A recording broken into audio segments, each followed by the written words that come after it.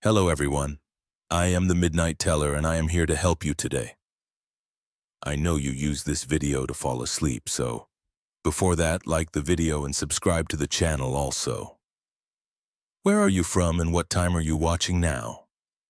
Get comfortable and relax. The view was breathtaking, but so was the grip around my throat. I should have known better than to follow strangers off the trail. But hindsight is always 20/20. When you're fighting for your life, it had started as the perfect day for a hike in Yosis D. The sun was shining. The air was crisp and the trail was quieter than usual. I relished the solitude, the crunch of gravel under my boots, and the occasional chirp of a bird overhead. The world felt right. I'd been walking for about 2 hours when I came across a group of hikers gathered around a map. They were laughing and chatting, their voices carrying on the light breeze. As I approached, a tall guy with a neatly trimmed beard looked up and waved. "Hey there, you look like you know your way around. Mind helping us out?" I smiled. "Always happy to assist fellow hikers." "Sure, what do you need?" The bearded man introduced himself as Mike and gestured to his companions. 2 women and another man, they all seemed friendly enough with easy smiles and relaxed postures. "We're trying to find this viewpoint," Mike said, pointing to a spot on the map. "It's supposed to be incredible, but it's not on the main trail. You wouldn't happen to know it, would you?" I peered at the map, frowning slightly. "I don't think I've been there before. Is it safe?" One of the women, Sarah, she'd said her name was, chimed in. "Oh, it's perfectly safe. We've been there before. It's just a bit tricky to find if you don't know where you're going." I hesitated, my eyes darting between their eager faces and the map. Something in my gut whispered caution. But I pushed it aside. After all, wasn't meeting new people and discovering hidden gems part of the joy of hiking? "You know what I'd love to see? It mind if I tag along?" Their faces lit up and Mike clapped me on the shoulder. "Absolutely, the more the merrier. It's about an hour off the main trail, but trust me, it's worth it." We set off, leaving the well-worn path behind. At first, the conversation flowed easily. We swapped stories about our favorite hikes, compared gear, and marveled at the beauty of Yosti. But as we ventured deeper into the wilderness, a subtle shift occurred. The laughter died down, replaced by hushed whispers. I couldn't quite make out. Whenever I glanced back, I caught them exchanging looks, meaningful glances that made my skin prickle. I tried to shake off the unease, telling myself I was just being paranoid. After about 45 minutes, I noticed we were no longer following any discernible trail. The undergrowth was thick, snagging at my clothes and scratching my exposed skin. Sweat beaded on my forehead, not just from exertion, but from growing anxiety. "Hey, guys!" I called out, my voice sounding thin in the dense forest. "Are you sure we're going the right way? I don't see any signs of a trail." Mike turned back, his smile not quite reaching his eyes. "Don't worry, we're almost there, just a little further." I nodded, swallowing hard. The forest seemed to close in around us, the trees looming overhead like silent sentinels. The cheerful bird song from earlier had given way to an eerie silence, broken only by the sound of our footsteps and my increasingly rapid breathing. Finally, we emerged into a small clearing. My heart sank as I realized there was no breathtaking view, just more trees and a sheer cliff face. "I don't understand," I said, turning to face the group. "Where's the viewpoint?" The atmosphere changed in an instant. The friendly smiles were gone, replaced by cold, calculating stares. Mike took a step towards me and I instinctively backed away. "Oh, there's a view, all right," he said, his voice low and menacing. "Just not the one you were expecting." My back hit the cliff face and panic surged through me. "What's going on? What do you want?" Sarah let out a chilling laugh. What we want everything. You've got your gear, your money, your identity, and you're going to give it all to us. My mind raced, searching for a way out, but they had positioned themselves between me and the only exit from the clearing. I was trapped. Look, I said, trying to keep my voice steady. Just take my stuff. I won't tell anyone, I swear. Just let me go. Mike shook his head, pulling a knife from his belt.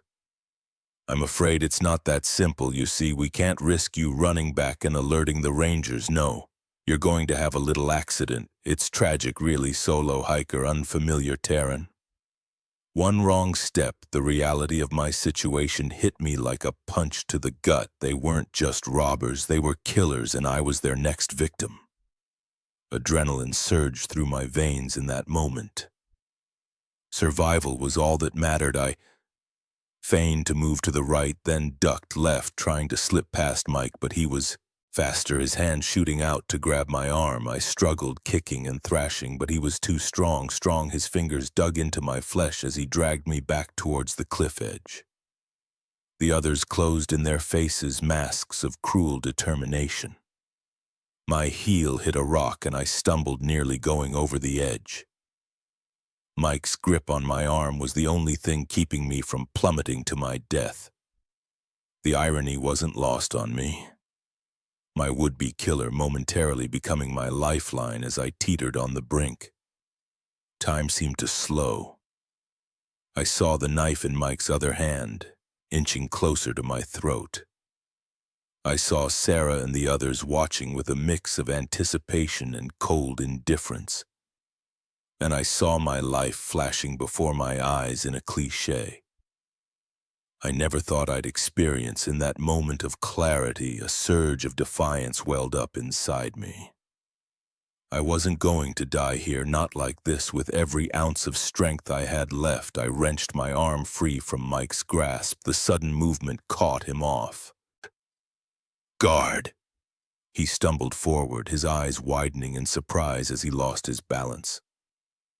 I watched in shock as he tipped over the edge, his scream echoing off the cliff face as he plummeted out of sight. For a split second, everyone froze, then chaos erupted. Sarah lunged at me, her face contorted with rage. I ducked, feeling her fingernails graze my scalp as she missed her grab. The other man came at me from the side, but in his haste, he tripped over a root. I didn't wait to see what happened next. I ran, branches whipped at my face as I crashed through the underbrush, my lungs burning with each desperate breath. I could hear them behind me, their shouts growing fainter as I put distance between us. I had no idea where I was going. The forest all looked the same, an endless maze of trees and shadows. But I kept running, driven by pure survival. Instinct, every snapping twig made me flinch, every rustling leaf sent a jolt of terror through me. After what felt like hours, I burst out onto a trail. Actual beautiful man-made trail. I could have wept with relief instead. I pushed on my legs, trembling with exhaustion, but refusing to give up. Finally, mercifully, I saw buildings ahead. The visitor center. Safety. As I staggered into the parking lot, I collapsed to my knees, gasping for air.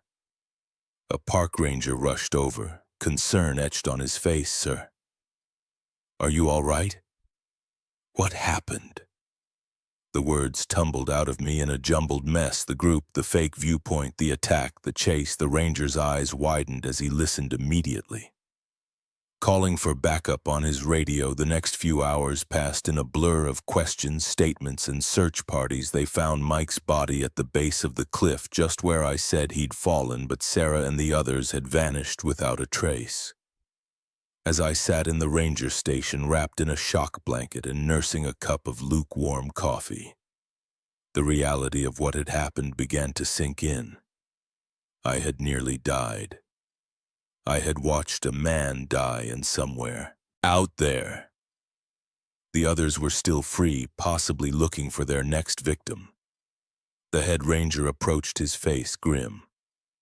We're going to need you to stay in the area for a while, sir. We'll have more questions and we'll need your help identifying the suspects. I nodded numbly, knowing that even when I left Yosity, I'd never truly escape. What had happened here, the memory of that day would stay with me forever. The fake smiles, the cold eyes, the feeling of utter helplessness as I stood on the edge of that cliff, but I had survived. Against all odds, I had made it out alive, and as I looked out the window at the majestic peaks of Yosity, I made a silent vow I would never again ignore that little voice of caution. I would never again be an easy target, and someday, somehow, I would find the strength to return to these trails because I refused to let them take this place from me. Yosity in all its beauty and danger was a part of me now. For better or for worse, the sounds of nature can be soothing, but not when their footsteps circling your tent at midnight. I never thought I'd fear the wilderness more than any urban jungle, but that night in the forest changed everything. I had always been a bit of a loner, finding more comfort in the rustle of leaves than in the chatter of crowds, so when I decided to take a solo camping trip in the dense forests of northern Michigan, it felt like coming home. The drive up was peaceful. My old Subaru loaded with gear and my spirits high with anticipation. I arrived at the campsite late in the afternoon, the sun already beginning its descent behind the towering pines. The air was crisp, carrying the scent of earth and evergreens. I breathed deeply, feeling the stress of city life melt away with each exhale. Setting up camp was a familiar ritual. I pitched my tent with practiced ease, arranged my cooking gear, and gathered firewood as darkness fell. I sat by the crackling fire, enjoying a simple meal of instant noodles and canned beans. The stars emerged, one by one, painting the sky with a brilliance you never see in the city. I crawled into my tent around 10 p.m., cocooning myself in my sleeping bag. The night sounds of the forest were my lullaby. The soft hooting of an owl, the distant yip of a coyote, the gentle rustle of wind through the trees. I drifted off to sleep, feeling more at peace than I had in months. But peace, I would soon learn, can be shattered in an instant. I'm not sure what woke me at first. Maybe it was a sudden silence, the absence of the usual forest sounds, or maybe it was some primal instinct. Sensing a disturbance in the world around me, whatever it was, I found myself wide awake in the pitch darkness of my tent, every nerve on high alert. Then I heard it, footsteps, slow, deliberate footsteps crunching on the leaf litter around my tent. At first I told myself it was just an animal. A deer, perhaps, or a raccoon scavenging for food. But as the steps continued circling my tent with eerie precision, I knew this was no forest creature. My heart began to race, its pounding so loud in my ears I was sure whatever was out there must hear it too. I lay perfectly still, hardly daring to breathe as the footsteps completed one circuit of my tent. Then began another. Minutes stretched into what felt like hours. The footsteps never faltered, never sped up or slowed down. Just that steady, maddening pace, round and round and round. Finally, after what must have been the 10th or 11th circuit, the footsteps stopped. The silence that followed was somehow even more terrifying. I strained my ears, trying to detect any sound, any clue as to what was out there. Then a new sound, a zipper. My blood ran cold as I realized it was the zipper of my backpack, which I'd left outside the tent. Someone was going through my things. I wanted to shout, to scare them off, but fear had frozen my vocal cords. I could only lie there paralyzed as I heard the rustling of my belongings being rifled through after what seemed an eternity. The sounds stopped, footsteps again, but this time moving away, fading into the forest. I waited, counting my heartbeats until I could no longer hear anything but the normal sounds of the night. Only then did I allow myself to move, to breathe normally again. My hand shook as I reached for my flashlight. I knew I should look outside, assess the damage, but terror kept me rooted in place. What if they were still out there waiting? I must have dozed off at some point because the next thing I knew, early morning light was filtering through the tent fabric. Birds were chirping and a gentle breeze rustled the trees. It all seemed so normal, so peaceful, that for a moment I wondered if the night's events had been just a vivid nightmare. But as I unzipped my tent and stepped outside, reality came. Crashing back, my campsite, which I had left neat and orderly the night before, was in disarray. My backpack lay open, its contents strewn across the ground. But that wasn't the most disturbing part. My belongings hadn't just been scattered, they had been arranged. My clothes formed a crude circle. Around the fire pit, my food supplies were stacked in a neat pyramid, and my hiking boots, which I distinctly remembered leaving by the tent, were now hanging from a tree branch, the laces tied in intricate knots. I stood there, my mind struggling to process what I was seeing. This wasn't just random vandalism or theft, this was something else. Something deliberate. A message, perhaps.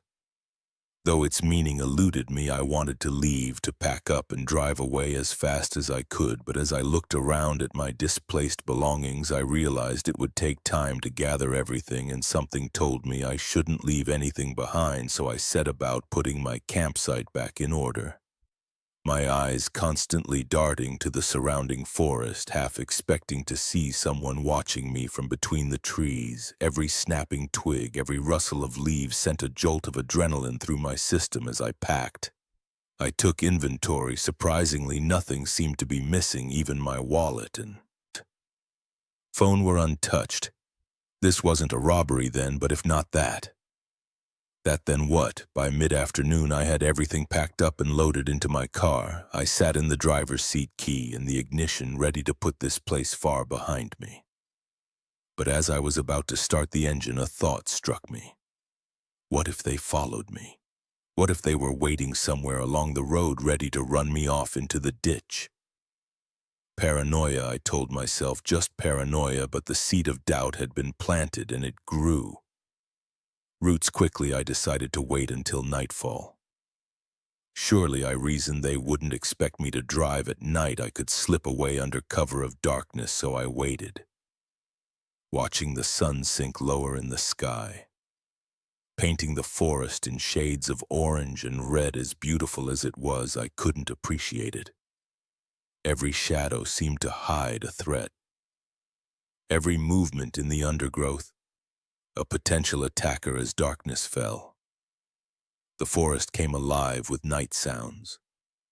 But now, instead of finding them, soothing each noise set my nerves on edge. Was that really just an owl hooting or some kind of signal? Did that rustling sound like footsteps, or was it just the wind? I sat in my car, doors locked, windows up. Despite the growing stuffiness, my eyes strained against the darkness, watching, waiting. The minutes crawled by with agonizing slowness. Then, sometime around midnight, I heard it, voices low, indistinct at first, but growing clearer. They were coming closer. I slouched down in my seat, praying that the darkness would hide me. The voices grew louder too, maybe 3 people. They were talking in hushed tones, but their words carried in the still night air. Should be here somewhere, left in a hurry, might still be watching. My breath caught in my throat. They were looking for me. The voices were alarmingly close now. I could see flashlight beams sweeping across the trees, coming nearer to my hiding spot. I closed my eyes as if by not seeing them, they wouldn't see me. A light passed. Over the car, I heard a sharp intake of breath. Then over here, I found something. This was it. Fight or F. Flight time, and flight was winning. I jammed the key into the ignition and turned it. The engine roared to life, startlingly loud in the quiet forest. I threw the car into drive and stomped on the gas pedal. The tires spun on the loose dirt before finding purchase. The car leapt forward, headlights illuminating three startled faces before they dove out of the way. I caught a glimpse of wide eyes, pale faces, dark clothing. Then they were behind me, and I was racing down the narrow dirt road, branches scraping against the sides of my car. I drove like a mad woman, taking turns too fast, bouncing over ruts in the road. I half expected to see headlights in my rearview mirror, but there was only darkness behind me. It wasn't until I hit the main highway that I allowed myself to breathe normally again. I drove through the night, watching the miles tick by on the odometer, putting as much distance between myself and that forest as I could. As the first light of dawn broke the horizon, I finally felt safe enough to pull over at a rest stop. My hands were shaking as I turned off the engine. I sat there for a long time, watching the sky lighten, trying to make sense of what had happened. Who were those people? What did they want? Why did they arrange my belongings in that strange way? I had no answers, only questions that I knew would haunt me for a long time to come. One thing was certain: my days of solo camping were over. The peace I once found in solitude had been shattered, replaced by a weariness I knew would never fully go away. As I pulled back onto the highway, heading home, I glanced at the forest one last time in my rearview mirror. It looked peaceful, inviting even in the early morning light, but I knew better now. I knew that sometimes the greatest dangers aren't the ones that roar and show their teeth, but the ones that whisper in the night and rearrange your world when you aren't looking. The open road beckoned, and I answered its call, leaving the dark forest and its secrets behind. But deep down, I knew a part of me would always be back there, listening for footsteps in the night. The human body is a miracle of evolution, but it's also a gold mine of spare parts. If you know where to sell them. I never thought I'd learn that lesson firsthand in a dingy Bangkok hostel. But life has a way of teaching you things you never wanted to know. I'd always dreamed of backpacking through Southeast Asia. The allure of ancient temples, bustling markets, and pristine beaches had called to me for years. So when I finally saved up enough money in vacation days, I packed my bags and boarded a plane to Thailand. My heart full of excitement and my head filled with visions of adventure. Bangkok was my first stop. The city was a sensory overload, the pungent smell of street food mingling with exhaust fumes, the cacophony of tuk-tuks and street vendors, the press of bodies in the crowded streets. It was exhilarating and overwhelming all at once. I checked into a hostel in the Khao San Road area, a popular spot for backpackers. The place was cheap and cheerful, with peeling paint on the walls and a communal bathroom that had seen better days. But it had a certain charm, and the common area buzzed with the energy of young travelers from all over the world. That's where I met Sarah. She was sitting alone, nursing a Chang beer and scrolling through her phone. Something about her caught my eye. Maybe it was the way she seemed both part of the scene and separate from it. I struck up a conversation and we hit it off immediately. Sarah was from Australia, taking a gap year before starting university. She had an easy laugh and a wealth of stories from her travels. We spent the evening swapping tales and making plans to explore the city together the next day. As we parted ways for the night, Sarah gave me a warm smile. "Some rest," she said. "Tomorrow is going to be an adventure." I had no idea how right she was or how wrong. The next morning I woke up feeling groggy. My head was pounding and my mouth felt like it was stuffed with cotton. I chalked it up to jet lag and maybe one too many beers the night before, but as I tried to sit up, I realized something was terribly wrong. My limbs felt heavy, unresponsive. The room spun around me and waves of nausea washed over me. Panic began to set in as I realized I couldn't move. I tried to call out, but my voice came out as a weak croak. The world around me faded in and out of focus. I caught glimpses of unfamiliar surroundings, bare concrete walls, a flickering fluorescent light. This wasn't my hostel room. Then I saw a face looming over me. It took me a moment to recognize Sarah, but when I did, my blood ran cold. Her warm smile was gone, replaced by a cold, calculating look that sent shivers down my spine. "Good, you're awake," she said, her voice devoid of the friendliness from the night before. "I don't try to move. The drugs will wear off soon, but not soon enough for you to cause any trouble." Drugs, my mind reeled, trying to piece together what was happening. Had she slipped something into my drink last night? "Where am I?" I managed to croak out. "What's going on?" Sarah's laugh was hollow, mirthless. "You're about to make a very valuable contribution to society," she said. "Well, to certain members of society who can afford it anyway." As the fog in my brain began to clear, the horror of the situation started to sink in. This wasn't a robbery or a kidnapping for ransom. This was something far worse. "Your organs will fetch a good price on the black market." Sarah continued, her tone matter-of-fact, as if she were discussing the weather. "You're young, healthy. That's a rare commodity in our line of work." I wanted to scream, to fight, to run, but my body refused to obey. I could only lie there, terror coursing through my veins as Sarah began to prepare surgical instruments on a nearby tray. "Don't worry," she said, noticing my panicked gaze.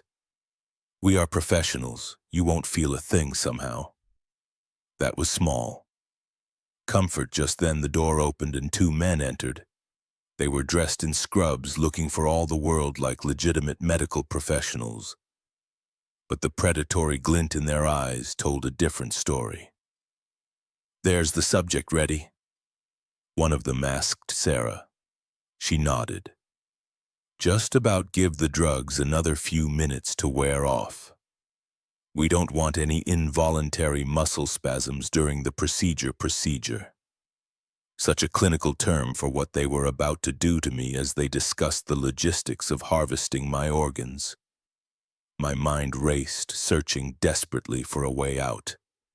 But with my body still paralyzed and three of them watching me escape seemed impossible. I thought of my family back home, blissfully unaware of the danger I was in. Would they ever know what happened to me, or would I simply become another statistic, another backpacker who vanished without a trace in a foreign land? The minutes ticked by, agonizingly slowly. I could feel sensation gradually returning to my limbs, but it wasn't enough. Not nearly enough to fight off three people just as the men were preparing to move me onto a makeshift operating table. A commotion erupted outside, shouts and the sound of running feet. And then a loud bang. As the door flew open, police officers flooded into the room, guns drawn. Sarah and the two men froze their faces, masks of shock and fear in the chaos that followed. I felt hands on me, gentler this time, helping me to sit up. A paramedic was checking my vitals, asking me questions in broken English. I answered as best I could, my voice shaky and weak, as the police handcuffed Sarah and her accomplice. I learned the truth. The real Sarah, the Australian backpacker whose identity had been stolen, had been found dead in a ditch outside Bangkok 2 weeks ago. The woman who had pretended to be her was part of an organ trafficking ring that preyed on unsuspecting tourists. I had been lucky. Another traveler at the hostel had seen Sarah slipping something into my drink and had alerted the authorities. They had been tracking the ring for months and used me as an opportunity to catch them in the act. The next few days passed in a blur of police statements, embassy visits, and medical checkups. I was physically fine. The drugs had left my system without any lasting effects, but mentally I was shaken to my core as I sat in the airport waiting for my flight home. I couldn't help but play the events in my mind, how quickly my dream vacation had turned into a nightmare, how close I had come to having my life literally carved away from me. The bustling terminal around me suddenly felt threatening. Every friendly face could be hiding sinister intentions, every offer of help could be a trap, but as I boarded the plane, a small part of me refused to let this experience define me. Yes, I had seen the darkest side of humanity, but I had also witnessed its best in the fellow travel who had saved my life and in the police officers who had rescued me and the embassy staff who had helped me get home. The world was still full of wonders and adventures. It was also full of dangers, some hidden in plain sight, but now I was wiser, more cautious. I would travel again someday, but with open eyes and a guarded heart. As the plane took off, carrying me away from Bangkok and the horrors I had experienced there, I made a silent vow.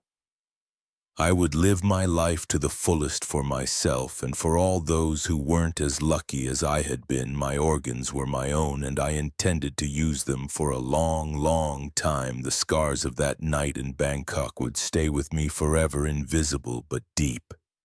They were a reminder of how precious life is and how quickly it can be threatened. But they were also a testament to my survival, to the strength I didn't know I had. As I watched the lights of Bangkok fade away beneath the clouds, I closed my eyes and took a deep breath. I was alive. I was whole, and I was going home. The adventure I had sought had turned out to be far more than I bargained for. But in the end, I had gained something invaluable, a new perspective on life and a deeper appreciation for every beat of my still intact heart. They say no good deed goes unpunished. I never truly understood that saying until I picked up a hitchhiker on a lonely stretch of highway. What started as an act of kindness turned into a nightmare that would haunt me for years to come.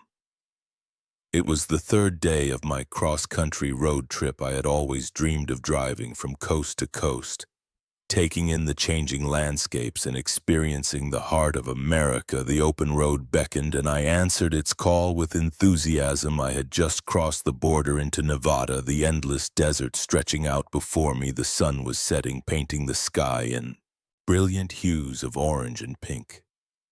It was beautiful, but I couldn't shake the feeling of isolation that came with the vast emptiness surrounding me. That's when I saw him, a lone figure on the side of the road, thumb out, looking desperate. My first instinct was to keep driving. After all, I'd heard all the horror stories about picking up strangers, but something about his dejected posture in the middle of nowhere location made me reconsider. I slowed down, my conscience winning out over caution as I pulled over. I got a better look at him. He was a man in his mid-30s with shaggy brown hair and a scruffy beard. His clothes were dusty and worn, like he'd been on the road for a while. "Where you headed?" I called out through the passenger window. "Anywhere but here," he replied with a weak smile. "Name's Jack. I've been walking for hours against my better judgment." I unlocked the door. "Hop in. I'm heading west. I can take you as far as the next town at least." Jack's face lit up with relief as he climbed into the car. "Thanks, man. You're a lifesaver." As we pulled back onto the highway, I introduced myself and tried to make small talk. Jack was polite but vague about his circumstances. He mentioned something about a job falling through and needing a fresh start. I didn't push for details for the first hour. Everything seemed fine. We chatted about mundane things, the weather, the landscape, our favorite road trip snacks. But as the sky darkened and the miles ticked by, I began to notice changes in Jack's behavior. He became increasingly agitated, constantly looking over his shoulder and fidgeting in his seat. His responses to my questions became shorter, almost curt. The easy rapport we had established earlier evaporated, replaced by a tension I couldn't quite explain. "You okay?" I asked, glancing over at him. "We can stop if you need a break." Jack's head snapped towards me, his eyes wild. No, stops. We need to keep moving." The intensity in his voice made me grip the steering wheel tighter. Something was definitely off. "Look, man, I said, trying to keep my voice calm.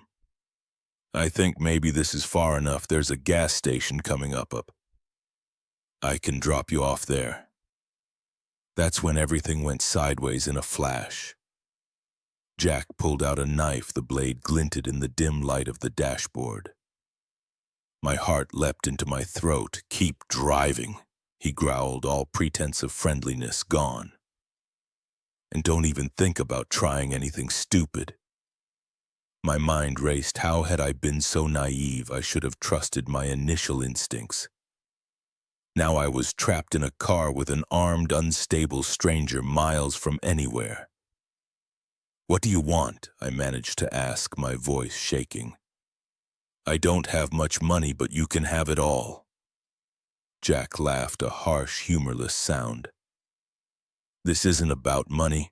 I need to get away, far away, and you're my ticket out of here. As the reality of the situation sank in, I felt a cold sweat break out on my forehead.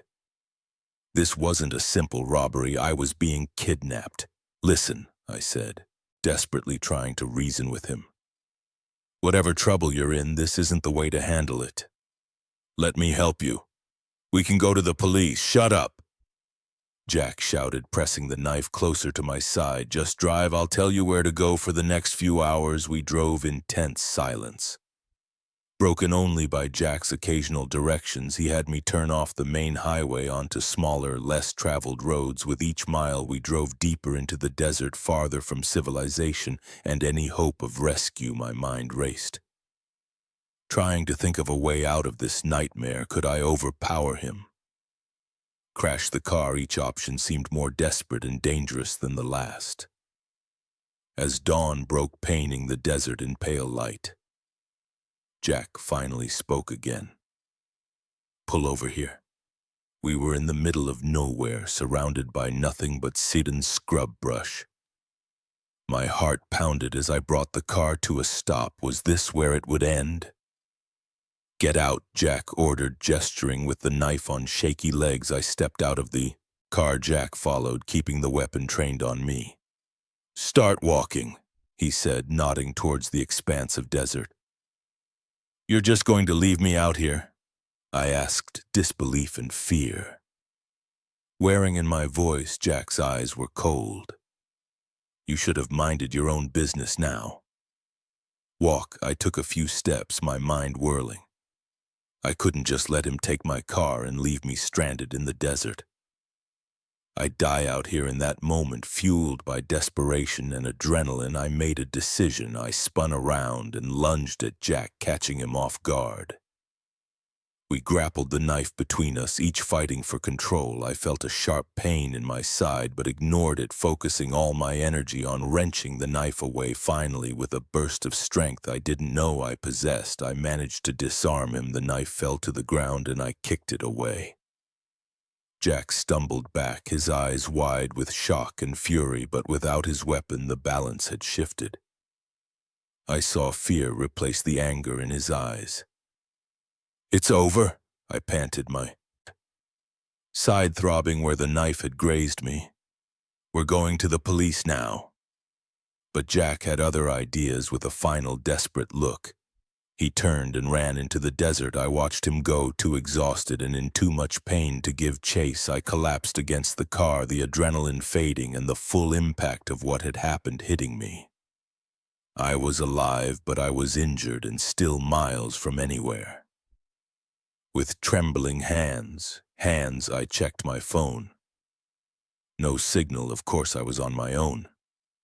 I got back in the car, wincing at the pain in my side. It wasn't too deep, but it was bleeding steadily. I found an old t-shirt in my bag and pressed it against the wound as I started the engine. I looked out at the vast desert somewhere out there. Jack was running, though I couldn't imagine he'd get far in this unforgiving landscape. Part of me felt guilty for leaving him, but self-preservation won out. I needed to get help for myself and to alert the authorities about Jack.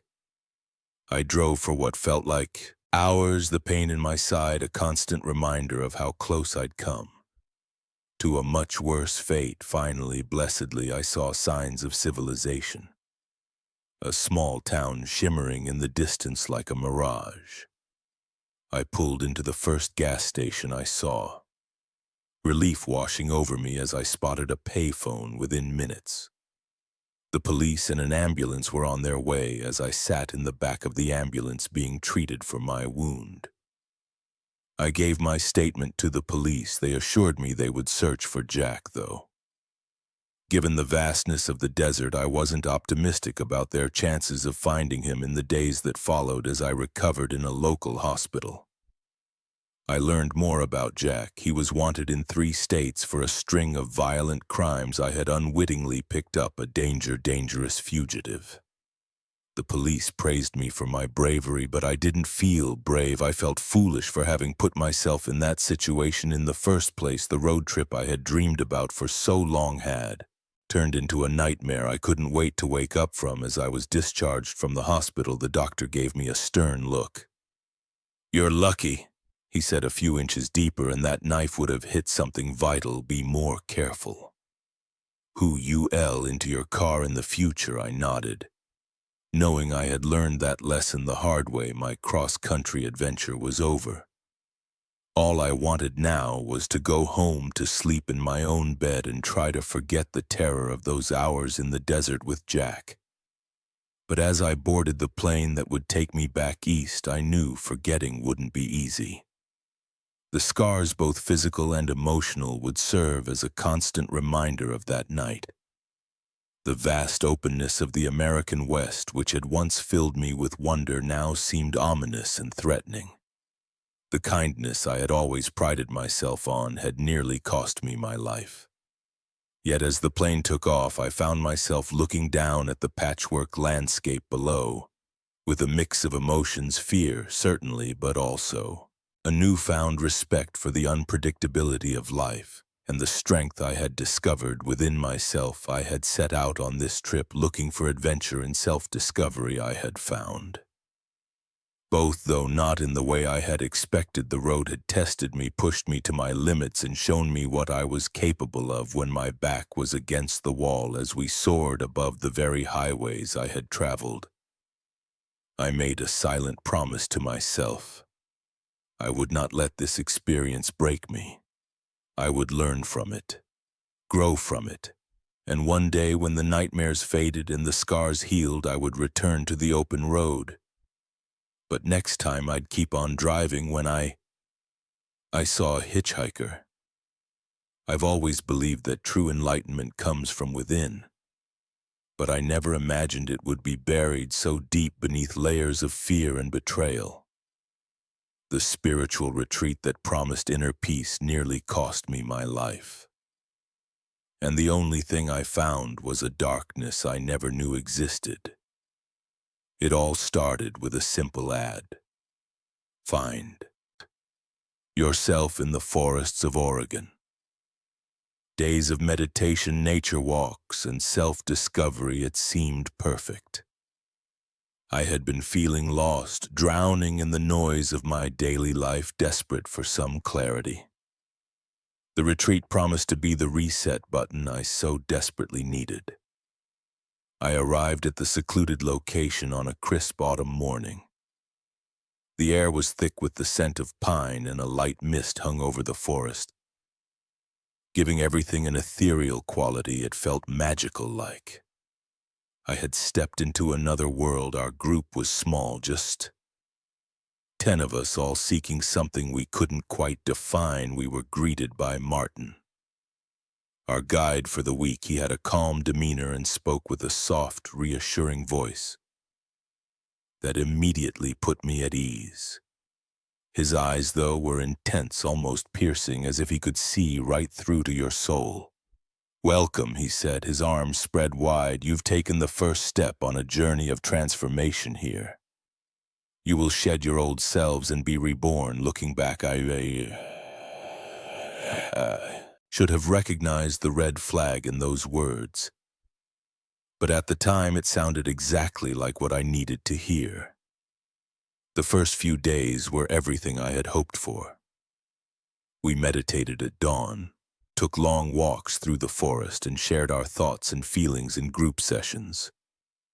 Martin led us through exercises designed to break down our emotional barriers and connect with our true selves, but as the days wore on, I began to notice subtle changes. Martin's teachings became more intense, more focused on letting go of our past selves. He spoke of severing ties with the outside world, of committing fully to our new path. Some of the others in the group seemed to be falling deeper under Martin's spell.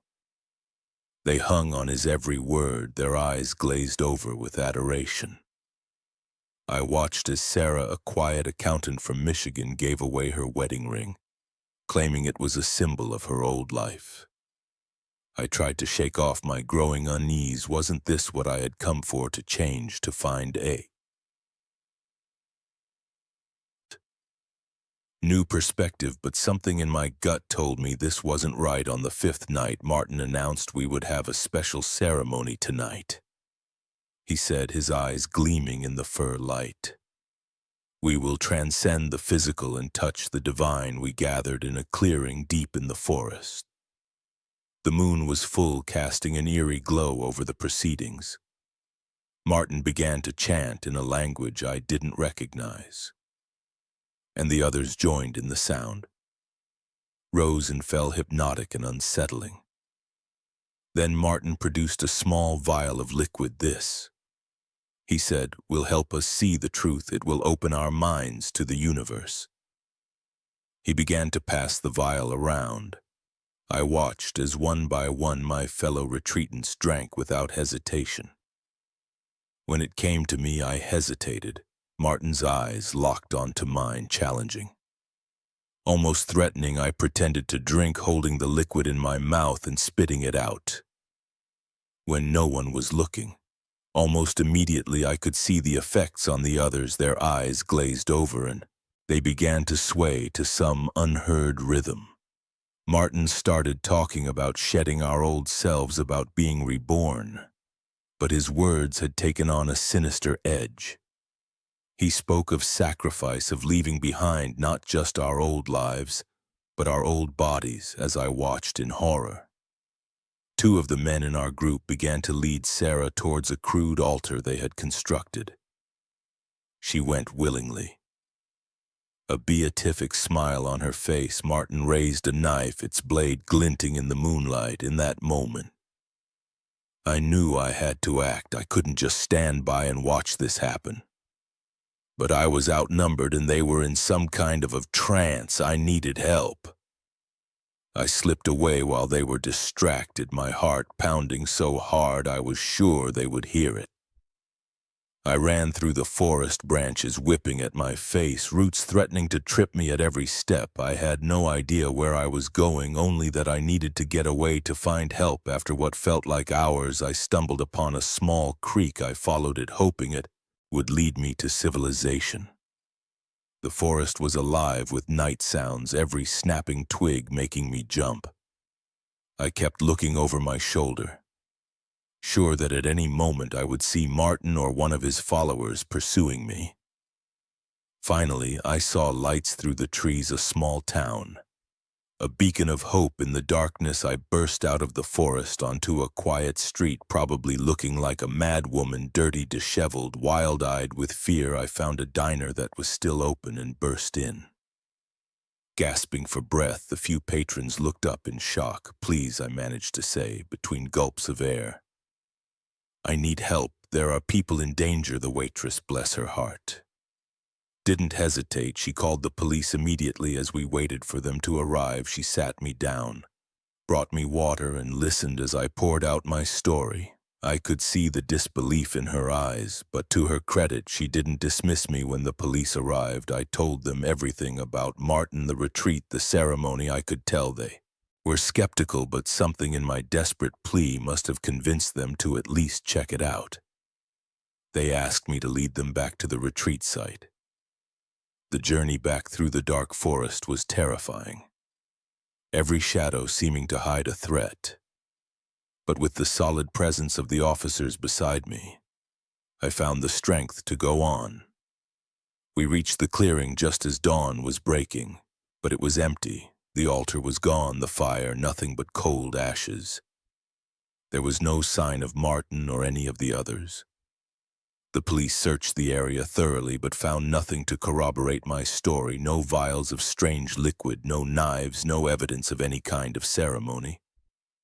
They took me back to town, questioning me further. I could see the doubt in their eyes, growing with each passing moment. In the end, they told me they would keep investigating, but without any evidence or other witnesses, there wasn't much they could do.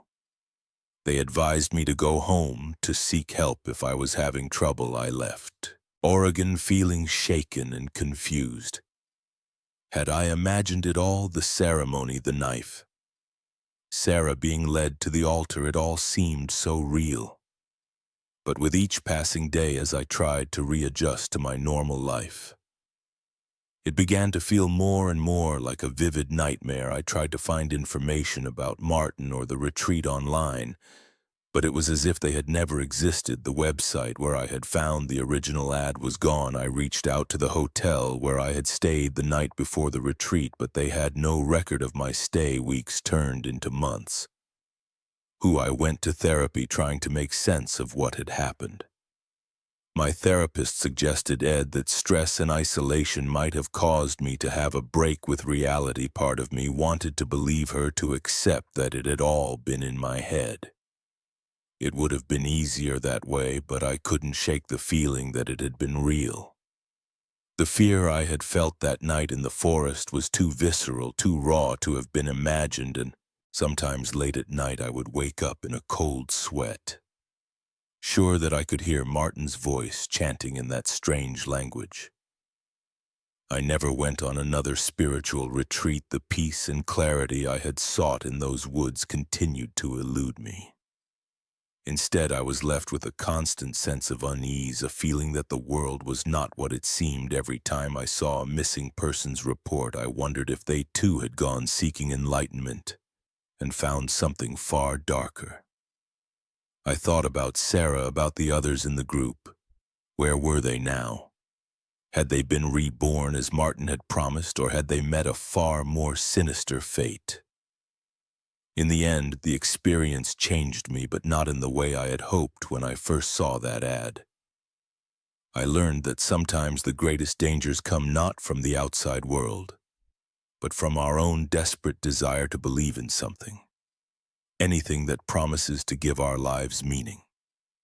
I still meditate sometimes, still seek moments of peace and clarity, but I do it on my own terms now.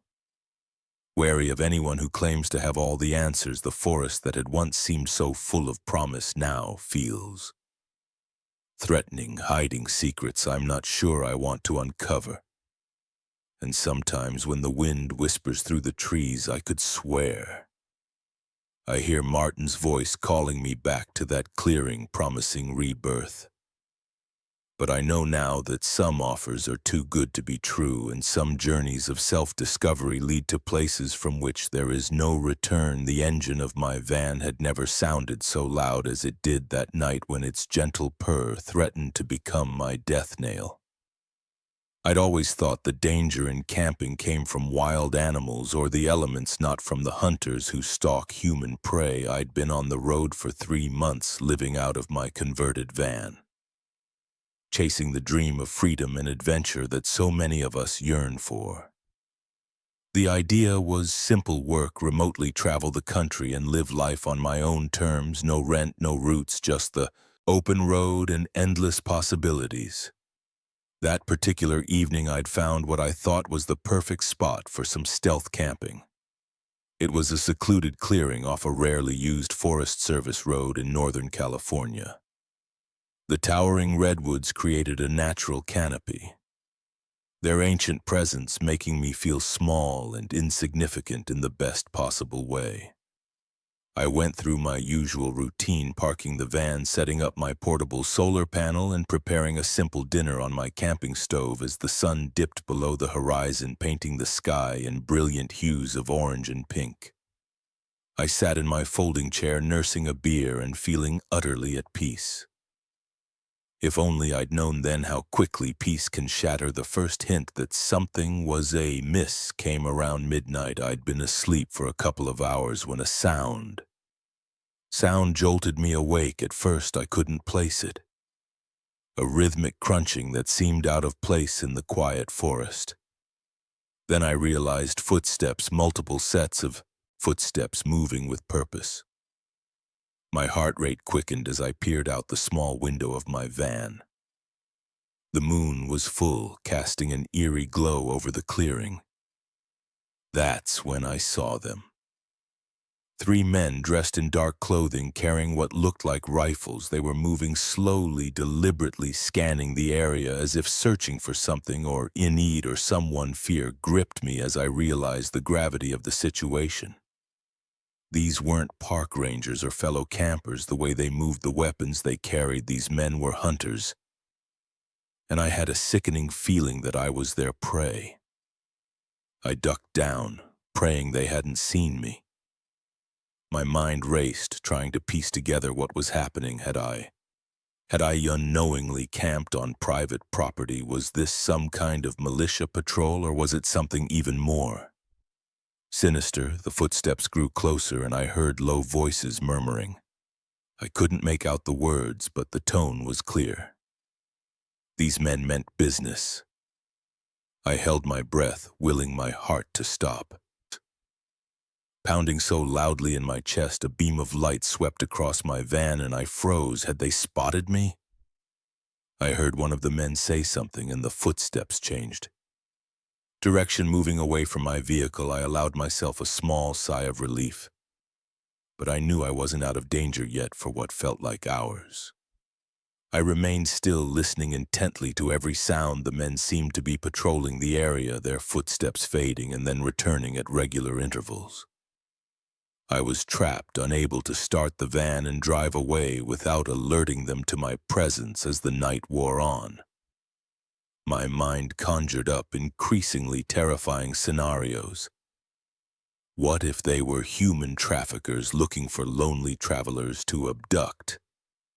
Or maybe they were part of some dark web hunting game where unsuspecting campers became unwilling participants in a deadly sport each time their footsteps neared my van. I held my breath, certain that this would be the moment they discovered me. But each time they passed. By continuing their patrol, it was a twisted game of cat and mouse. And I was the mouse who didn't even know the rules. Around 300 a.m. I heard a new sound, the low rumble of an engine in the distance. The footsteps quickened, moving away from my van. I chanced to look out the window and saw the men converging on a dirt road at the edge of the clearing. A few moments later, a large truck appeared, its headlights off. The men gathered around the truck, and I strained to hear their conversation. I caught fragments: ments, shipment, border payment, that painted a disturbing picture. These weren't just any criminals. I had stumbled into the middle of a major smuggling operation. For the next hour, I watched as they unloaded crates from the truck, carrying them deeper into the forest. I didn't know what was in those crates, and I didn't want to know. All I knew was that I needed to get out of there, and fast. But how? My van was my only means of escape. But starting the engine would immediately give away my position. I was outnumbered and unarmed. My only hope was to somehow slip away unnoticed. I formulated a plan, risky. As it was, I would wait until they made another trip into the forest with their crates. Then I would push my van as far as I could with the engine off, hoping to get enough momentum to coast down the slight incline of the Forest Service road. Once I was far enough away, I'd start the engine and floor it. It was a desperate plan, but it was all I had. The next time the men disappeared into the trees, I made my move with shaking hands. I quickly packed up my essential belongings into a backpack, just in case I had to abandon the van and flee on foot. Then, as quietly as I could, I opened the driver's side door. The hinges creaked, the sound impossibly loud in the quiet forest. I froze, certain I'd been discovered, but no shouts came, no running footsteps. Taking a deep breath, I slipped out of the van and moved to the back. Pushing a 2-ton vehicle is no easy feat, especially when you're trying to do it silently. Every muscle in my body strained as I leaned into the van, willing it to move. For a heart-stopping moment, it didn't budge. Then slowly, agonizingly, it began to roll inch by inch. I guided the van towards the road, my ears straining for any sound of returning footsteps. Sweat poured down my face and my arms trembled with exertion. But the fear of discovery gave me strength I didn't know I possessed. Finally, after what felt like an eternity, I reached the crest of the small hill that led down to the main road. This was it, the point of no return.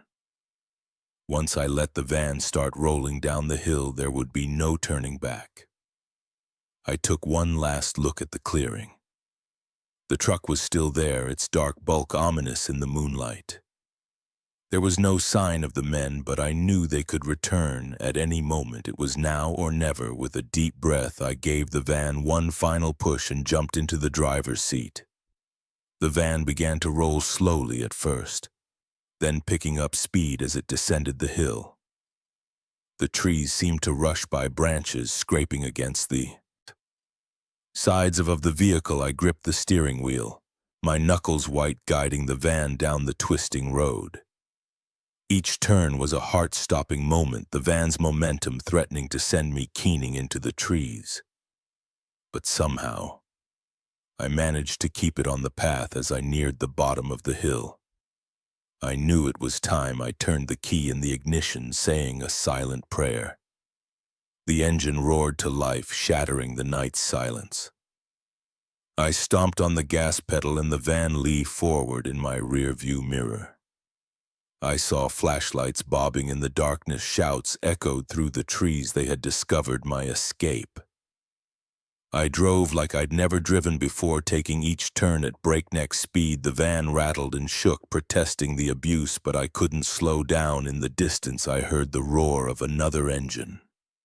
They were in pursuit for miles. I sped through the dark forest, taking random turns, desperate to lose my pursuers. Every set of headlights I saw filled me with dread. Were they gaining on me? Had they called for reinforcements? It wasn't until I reached a main highway that I finally allowed myself to breathe. I merged into the sparse late-night traffic, trying to look as normal as possible. Despite my racing heart and shaking hands, I drove through the night, not stopping until the sun began to peek over the horizon. When I finally pulled into a rest stop, hundreds of miles away from that clearing, the full weight of what had happened hit me. I broke down, sobs racking my body as the fear and adrenaline finally found release. In the days that followed, I debated whether to go to the police, but what could I tell them? I had no proof, no names, not even a clear location. In the end, I chose to put as much distance between myself and Northern California as possible. My dream of carefree van life was shattered.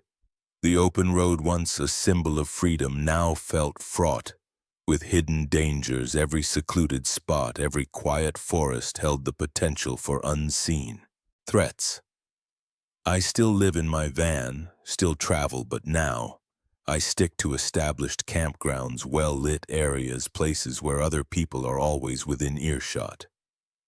The solitude I once craved has been replaced by a need for the safety of numbers. Sometimes on quiet nights I find myself straining to hear footsteps in the darkness. The fear may have faded, but it never truly goes away. It's a constant reminder that freedom comes with a price, and that sometimes the most dangerous predators are the ones that walk on two legs. The Swiss Alps are breathtaking, they say. What they don't tell you is how quickly that beauty can turn deadly when you're lost alone and being hunted by someone you thought was a friend. I'd always dreamed of hiking in the Swiss Alps, the majestic peaks, the pristine lakes, the crisp mountain air. It all called to me, so when I finally had enough savings and vacation time, I didn't hesitate. I packed my bags, flew to Switzerland, and set out on what I thought would be the adventure of a lifetime. The first few days were everything I'd imagined and more. The trails were challenging but rewarding, each bend revealing vistas more stunning than the last I'd opted to hike solo. Relishing the solitude and the chance to move at my own pace in the evenings, I'd chat with other hikers at the mountain huts, sharing stories and tips before retiring to my bunk. It was on the fourth day that I met Lucas. I was taking a break perched on a rock and admiring the view of a glacier in the distance. When he approached, he was about my age with a friendly smile and an easygoing demeanor that immediately put me at ease. Quite a view, isn't it? He said, his English tinged with a slight German accent.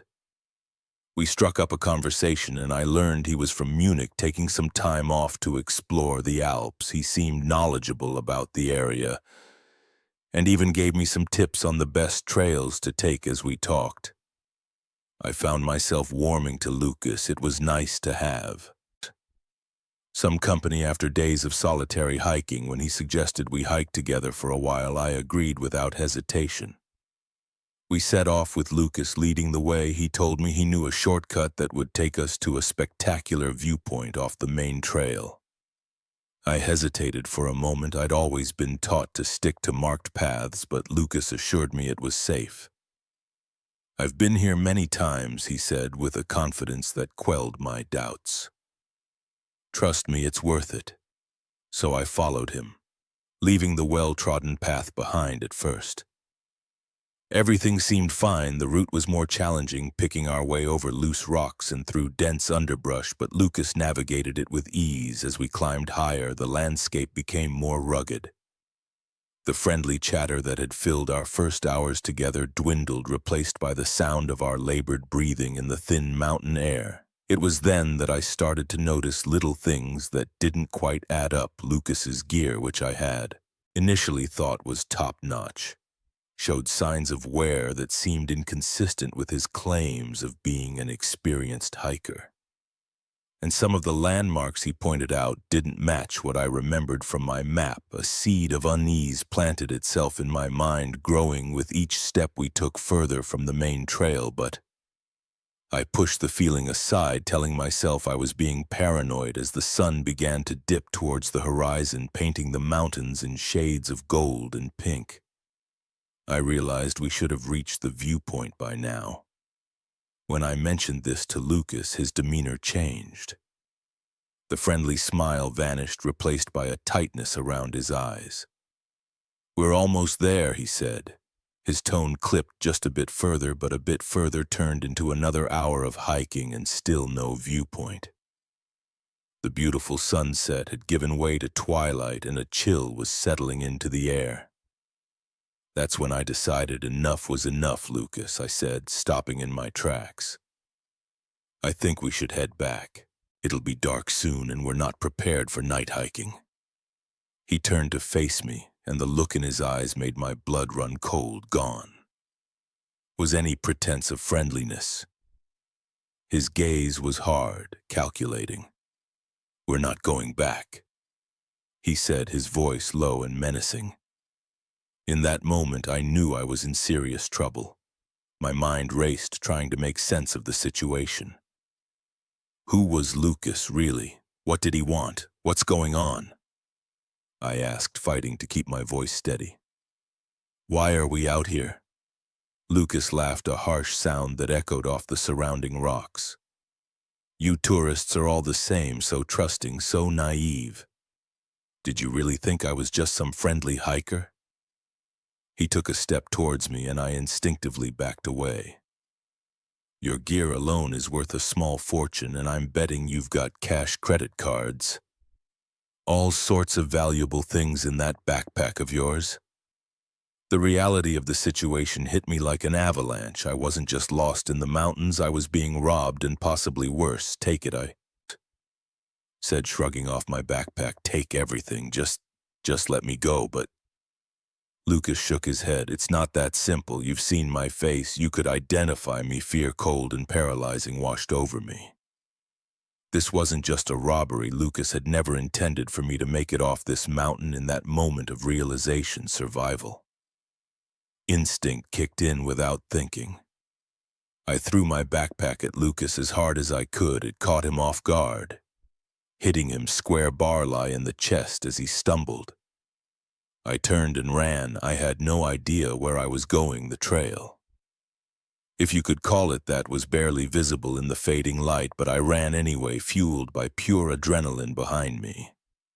I could hear Lucas cursing, his footsteps pounding as he gave chase. The terrain was treacherous. Loose rocks skittered under my feet, threatening to send me tumbling down the steep slope. Branches whipped at my face as I crashed through undergrowth. But I didn't slow down. I couldn't.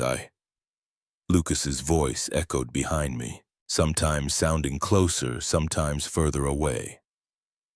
The mountains played tricks with the sound, making it impossible to tell where he was. As full darkness fell, my flight became even more dangerous. I could barely see where I was putting my feet more than once. I nearly went over the edge of a drop-off, catching myself at the last second. I don't know how long I ran. Time lost all meaning in that nightmarish chase. My lungs burned, my legs ached. But still I pushed on because I knew that to stop was to die. Eventually I stumbled upon a small cave, little more than a hollow in the rock face. Desperate for a moment to catch my breath, I squeezed inside. The space was tight, barely big enough for me to curl up in, but it offered a moment of refuge as I huddled there, trying to quiet my ragged breathing.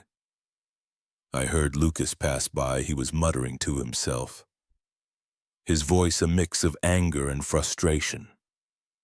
I held my breath, praying he wouldn't discover my hiding spot. For hours I remained in that cave, too terrified to move. Every sound, the wind whistling through the rocks, small animals scurrying about, made me flinch. I was sure that at any moment Lucas would find me as the first light of dawn began to filter through the mountains.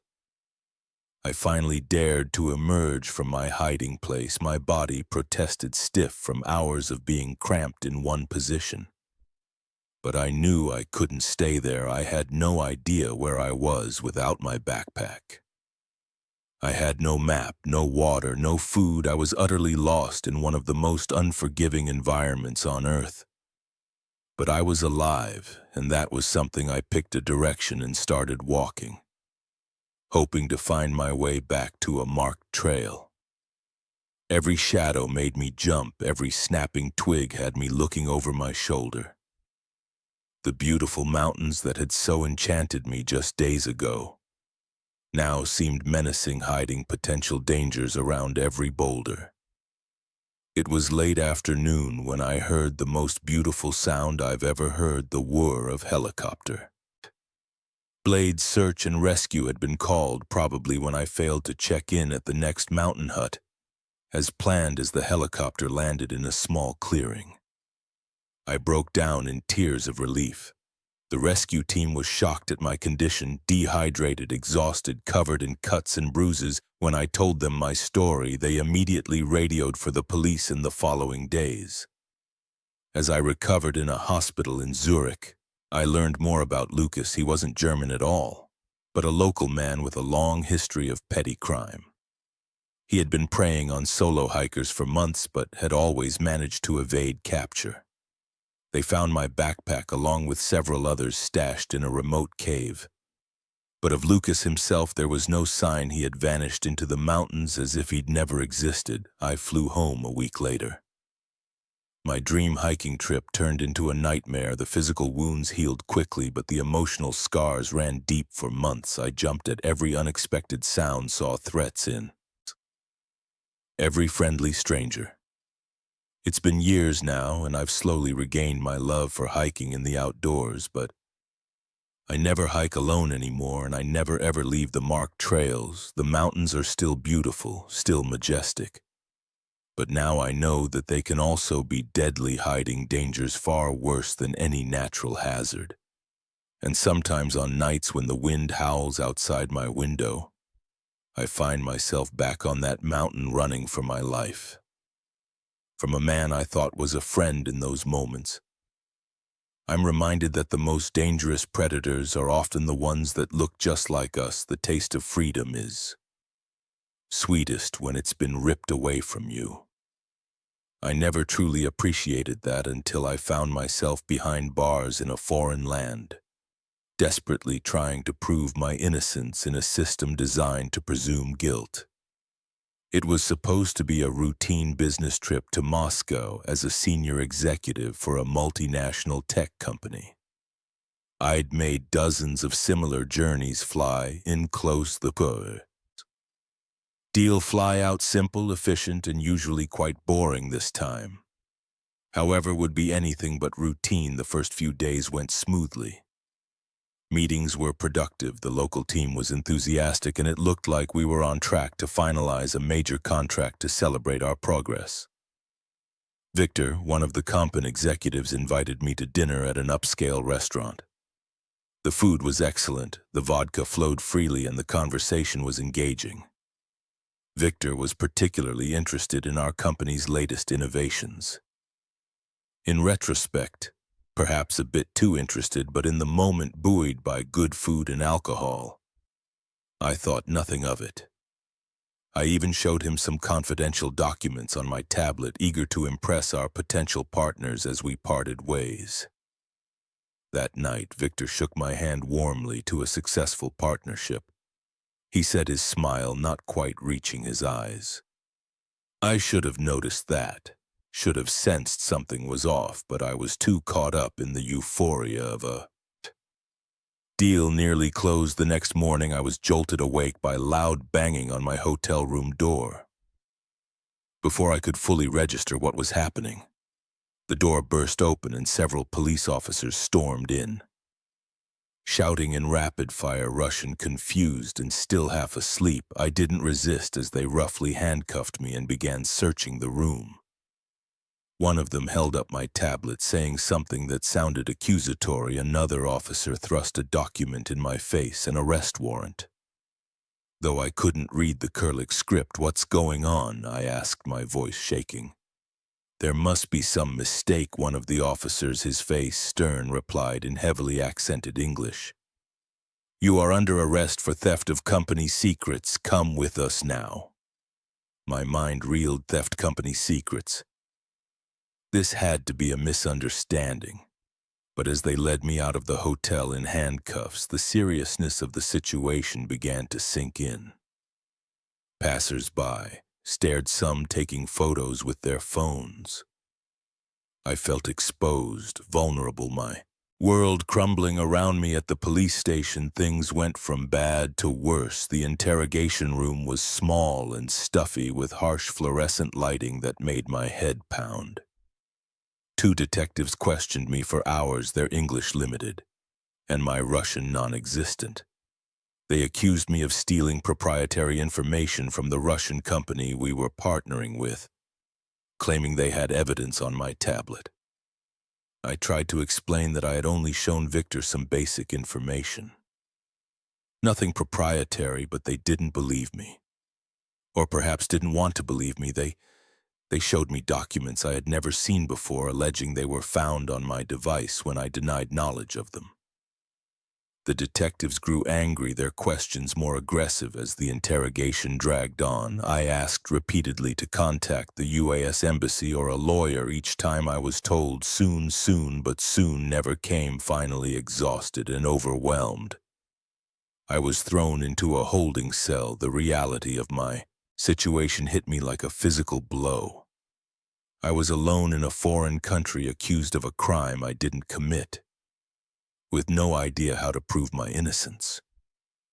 The next few days passed in a blur of confusion and fear. I was moved to a larger prison, processed and assigned to a crowded cell. The other inmates eyed me wearily, a foreigner clearly out of place in this harsh environment. It was 3 days before I was finally allowed to contact the US embassy. The consular officer who visited me looked concerned but could offer little immediate help. "We'll do what we can," she said. "But you need to understand that the Russian legal system works differently from ours. This could take time. That was something I suddenly had too much of yet. Not enough days stretched into weeks into months. My company initially supported me hiring a local lawyer to handle my case, but as time dragged on and negative publicity mounted, their support waned. Eventually, they distanced themselves from me entirely, claiming they had no knowledge of my illegal activities. My lawyer, a tired-looking man named Dmitri, did his best. But it was clear he was fighting an uphill battle. The evidence against you is strong, he told me during one of our meetings. Those documents on your tablet, they're very damaging, but I've never seen those documents before, I protested. Someone must have planted them? Dmitri sighed, proving that will be difficult in cases like these. The courts tend to favor the prosecution as my trial date approached. I fell into despair. The possibility of spending years in a Russian prison loomed over me like a dark cloud. I thought of my family back home, my career in tatters, my life as I knew it over. But then a glimmer of hope. During one of our meetings, Dmitri's eyes lit up with an idea. The restaurant, he said, where you had dinner with Victor, did it have security cameras? I nodded, not sure where he was going with this. If we can get that footage, we might be able to prove that Victor had access to your tablet. It's a long shot, but it could cast doubt on the prosecution's case. It was a slim chance, but it was all we had. Dmitri worked tirelessly to secure the footage, battling bureaucracy and reluctant restaurant owners. Finally, just days before the trial, we got lucky. The footage clearly showed Victor handling my tablet while I was distracted by a phone call in the courtroom. I sat nervously as Dmitri presented our case. He argued passionately that I was the victim of a setup, possibly industrial espionage. The security footage, while not conclusive proof of my innocence, was enough to plant seeds of doubt. The trial dragged on for weeks. Every day was a test of endurance, sitting through hours of testimony in a language I didn't understand, trying to glean what I could from my lawyer's hurried translations. Finally, after what felt like an eternity, the judge rendered his verdict not guilty. The words washed over me like a wave. Relief flooded every fiber of my being. I was free.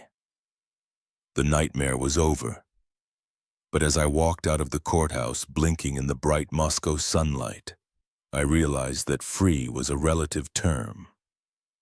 My reputation was in tatters, my career likely unsalvageable. The company I had worked so hard for had abandoned me, and the experience had left deep scars, both emotional and psychological. As I boarded the plane back to the States, I felt a mix of emotions. Relief, certainly, but also anger at the injustice I had faced and fear of what the future held. The Moscow skyline disappeared beneath the clouds, and with it, a chapter of my life. I would never forget. Back home, I tried to rebuild my life. It wasn't easy. Job interviews often ended abruptly. When my Russian incident came up, friends and even some family members seemed sure how to act around me, as if my experience had somehow changed who I was. Fundamentally, in time, I started my own consulting firm using my experience to help other businesses navigate the treacherous waters of international partnerships. I became an advocate for reform in international business law, sharing my story as a cautionary tale. Years have passed, but the memories of those months in Russian prison still haunt me. Sometimes I wake up in a cold sweat, my mind back in that cramped cell. The sound of keys jangling still makes my heart race, but I've also gained something from the experience, a deeper appreciation for freedom, for justice, and for the importance of integrity in business and in life. I learned the hard way that sometimes the price of success can be too high. Now, when I travel for business, I'm more cautious. I guard in information carefully, trust sparingly, and always stay alert, because I know firsthand how quickly a routine business trip can turn into a fight for freedom and justice. In a foreign land, the click of a camera shutter can capture a moment of beauty, but it can also seal your fate. I Never imagined that my passion for wildlife photography would lead me into a deadly game of cat and mouse, with armed poachers in the heart of a national park. It was supposed to be the trip of a lifetime I'd saved for years to go on a solo photography expedition to South Africa's Kruger National Park as a wildlife enthusiast and amateur photographer. The chance to capture images of the Big Five in their natural habitat was a dream come true. The first few days were nothing short of magical. I'd managed to photograph elephants bathing in a watering hole, a pride of lions lounging in the afternoon sun, and even a pair of elusive leopards. Each click of my camera felt like I was preserving a piece of wild, untamed Africa. On the fourth day, I decided to venture into a more remote area of the park. My guide, a local named Themba, had told me about a hidden spot where rhinos often gathered at dusk. The chance to photograph these endangered creatures was too good to pass up. We set out in the late afternoon, our jeep bumping along dusty trails rarely used by tourists. As the sun began to dip towards the horizon, painting the savanna in warm golden hues, Themba brought the vehicle to a stop. "We'll go on foot from here," he whispered, his eyes scanning the landscape. "Remember absolute silence. Rhinos have poor eyesight, but their hearing is excellent." I nodded, shouldering my camera bag. We crept through the bush, the dry grass punching softly under our feet. After about 15 minutes, Themba held up a hand, signaling me to stop. He pointed silently, and my heart leapt. There, about 100 yards away, was a group of white rhinos. Their massive gray bodies stood out against the golden grass, their horns silhouetted against the setting sun. It was a photographer's dream. I raised my camera, adjusting the settings with trembling fingers. Just as I was about to take the shot, a sharp crack echoed across the plain. It sounded like a gunshot. The rhinos scattered, disappearing into the bush with surprising speed for creatures so large. Themba grabbed my arm, his face etched with worry. "Poachers," he hissed. "We need to leave now," but curiosity and a misplaced sense of duty overrode my common sense. "We should report this," I whispered back. "If we can get evidence." Themba shook his head vehemently, but I was already moving, creeping towards where the sound had come from. Reluctantly, he followed. As we neared a small clearing, I heard voices, men speaking in hushed, urgent tones. I peered around a large acacia tree and felt my blood run cold.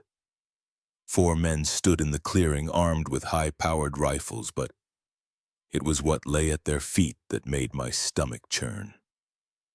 A rhino, its magnificent horn brutally hacked off, blood staining the dusty ground. Without thinking, I raised my camera and started shooting. The rapid-fire click of the shutter seemed deafening in the tense silence. One of the men's heads snapped up, his eyes locking onto mine for a heartbeat. Time seemed to stand still. Then all hell broke loose. "Run!" Themba yelled, grabbing my arm and yanking me away. We crashed through the bush, thorns tearing at our clothes, branches whipping our faces behind us. I could hear shouts and the sound of pursuit. My lungs burned and my legs felt like lead, but terror kept me moving. Themba was a few paces ahead, his knowledge of the terrain our only advantage. A gunshot rang out, the bullet splintering bark off a tree inches from my head. I ducked instinctively, nearly losing my footing. "Keep going," Themba urged, his voice strained. We ran for what felt like hours, the sounds of pursuit sometimes fading, sometimes growing alarmingly close as darkness fell. The bush became a maze of shadows, every sound amplified by our fear. Finally, Themba pulled me into a small cave formed by an overhanging rock. We crouched there, our breathing ragged, straining to hear any sign of the poachers. "What do we do now?" I whispered once I had caught my breath. Themba's face was grim in the dim light. "Oh, we wait. The park rangers will be looking for us by now. But so are the poachers if they find us first." He didn't need to finish the sentence.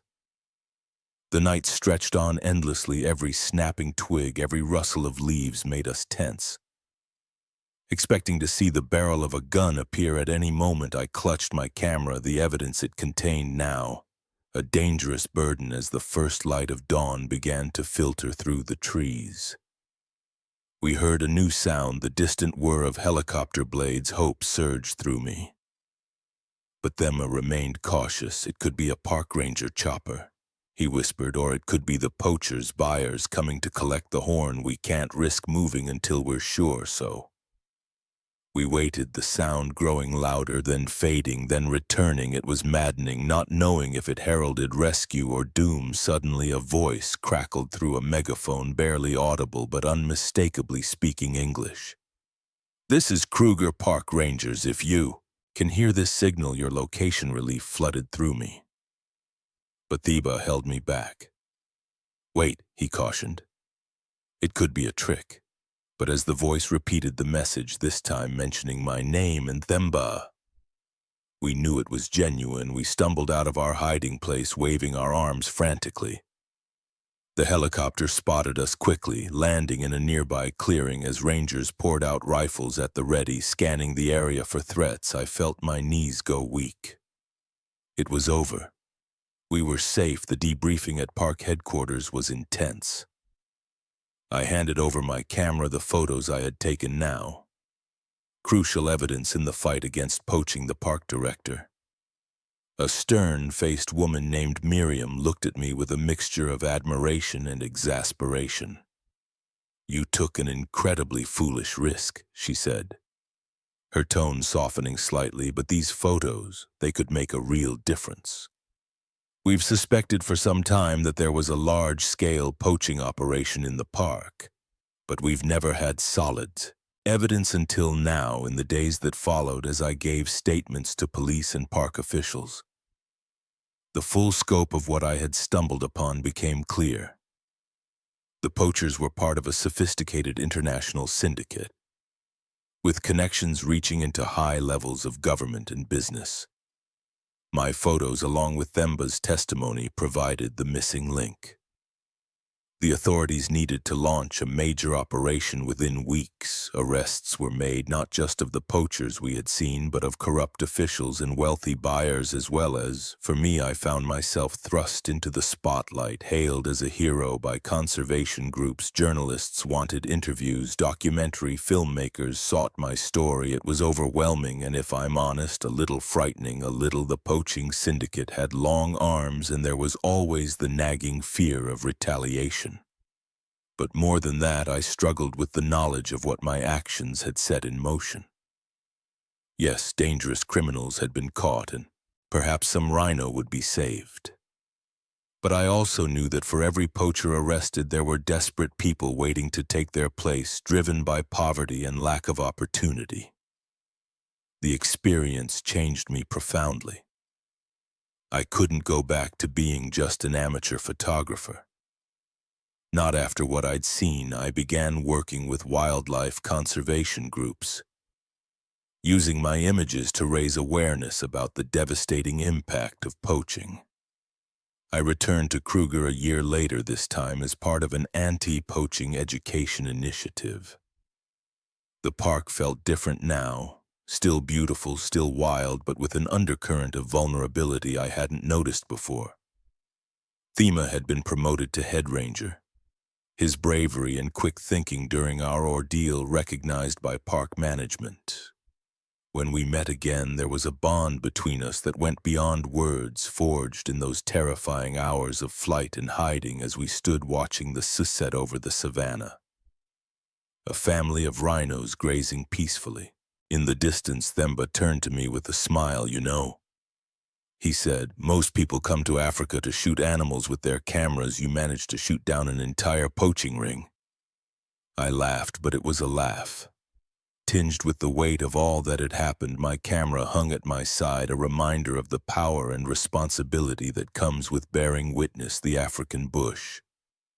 Stura reached out before us, beautiful and dangerous, a world of vibrant life and ever-present death. I raised my camera, focusing on the rhinos, marveling at their prehistoric silhouettes against the ruby sky as I pressed the shutter. The familiar click seemed to echo with new meaning. Each photo was no longer just an image, but a testament, a call to action, a reminder of what's at stake in the fight to preserve the wild places and creatures of our world. The light faded and darkness crept across the land, but in that moment, watching over the rhinos with a friend who had become a brother, I felt a fierce hope. The night was full of dangers, yes, but the dawn would come and we would be there to greet it. Cameras in hand, ready to capture and protect the wild heart of Africa. The gentle rocking of a cruise ship can lull you into a false sense of security, but when you witness a murder at sea, that peaceful sway becomes the rhythm of a nightmare you can't escape. I had always dreamed of taking a Caribbean cruise. The idea of sailing through crystal clear waters, visiting exotic islands, and indulging in endless food and entertainment seemed like the perfect escape from my mundane office job. When I finally booked my trip on the majestic seas, a luxurious liner promising the ultimate vacation experience, I was ecstatic. The first few days were everything I had hoped for and more. I lounged by the pool, sipping colorful cocktails and chatting with fellow passengers. I tried my luck at the casino, watched dazzling shows in the evening, and ate more food than I thought humanly possible. It was paradise. On the fourth night of the cruise, I decided to take a late-night stroll on the deck. The air was warm and salty, and the moon cast a silvery path across the dark waters. Most passengers were either asleep or enjoying the nightclub, leaving the deck peacefully empty. As I rounded a corner heading towards the bow of the ship, I heard raised voices coming from one of the smaller lounges. Curiosity got the better of me, and I slowed my pace, straining to hear. "You can't do this," a man's voice, panicked and pleading. We had a deal, deals change," replied another voice, cold and menacing. "You should have known better than to try and double-cross us." I edged closer to the partially open door, my heart racing. This was clearly more than just a heated argument. "Please, I'll get you the money, I just need more time." The first voice was desperate now. "Time's up," said the second voice. What happened next seemed to unfold in slow motion. I peered through the cow, back in the door just in time to see a tall man in a dark suit grab the other man by the throat. There was a flash of metal, a muffled cry, and then the sickening sound of a body crumpling to the floor. I clapped a hand over my mouth to stifle a gasp. Stumbling backward, my mind reeled, unable to process what I had just witnessed. A murder. I had just seen a murder. For a moment I stood, frozen, unsure what to do. Then I heard movement from inside the lounge. And panic took over. I turned and ran, my bare feet slapping against the deck as I fled back to my cabin. Once inside, I locked the door and sank to the floor, trembling. What should I do? Alert the ship's security? But what if the killer had connections on board? On a cruise ship, there was nowhere to run, nowhere to hide. I spent the night in a state of high alert, jumping at every sound in the corridor outside. By morning, exhausted and afraid, I decided I needed to tell someone. I made my way to the purser's desk, constantly looking over my shoulder. The cheerful young woman behind the counter smiled brightly as I approached. "Good morning, sir. How can I help you today?" I leaned in close, lowering my voice. "I need to speak with security. It's urgent." Her smile faltered slightly, but she maintained her professional demeanor. "Of course, sir. May I ask what this is regarding?" I hesitated, suddenly aware of how crazy I might sound. "I witnessed something last night, something terrible." She nodded, her expression turning serious. "I see. If you'll just wait a moment, I'll have our head of security come speak with you." As I waited, my paranoia grew. What if the killer saw me talking to security? What if he was watching me? Me right now, a tall, broad-shouldered man in a crisp white uniform approached, "Sir, I'm Chief Morris, head of ship security. I understand you have something to report." I nodded, glancing around nervously before speaking in a low voice. "Last night I saw a murder in the Starlight Lounge." Chief Morris's eyebrows shot up. "A murder? Are you certain?" I recounted what I had seen and heard, my words tumbling out in a rush as I spoke. The chief's expression grew increasingly grave. "This is a very serious accusation," he said when I finished. "We'll need to investigate immediately. Please come with me."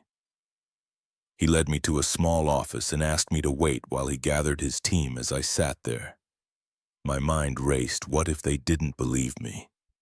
What if the killer had already disposed of the body when Chief Morris returned with 2 other security officers? I repeated my story. They asked detailed questions about what I had seen and heard, taking careful notes. "We'll conduct a thorough search of the Starlight Lounge, Chief," Morris assured me. "In the meantime, I must ask you to keep this information confidential. We don't want to cause a panic among the passengers." I nodded, relieved that they were taking me seriously but still on edge. As I left the security office, I couldn't shake the feeling that I was being watched. The rest of the day passed in a blur of anxiety. I tried to go about my normal vacation activities, but every face I saw seemed suspicious. Was that man by the pool? The killer? Did that woman in the buffet line know something? By evening, I was a nervous wreck. I jumped at every announcement over the ship's PA system, half expecting it to be news of a body found. But nothing came. As I picked at my dinner in the main dining room, a hand landed on my shoulder. I nearly leapt out of my skin. "Sir," it was one of the security officers from earlier. "Chief Morris would like to see you," my heart pounding. I followed him back to the security office. Chief Morris was waiting, his expression unreadable.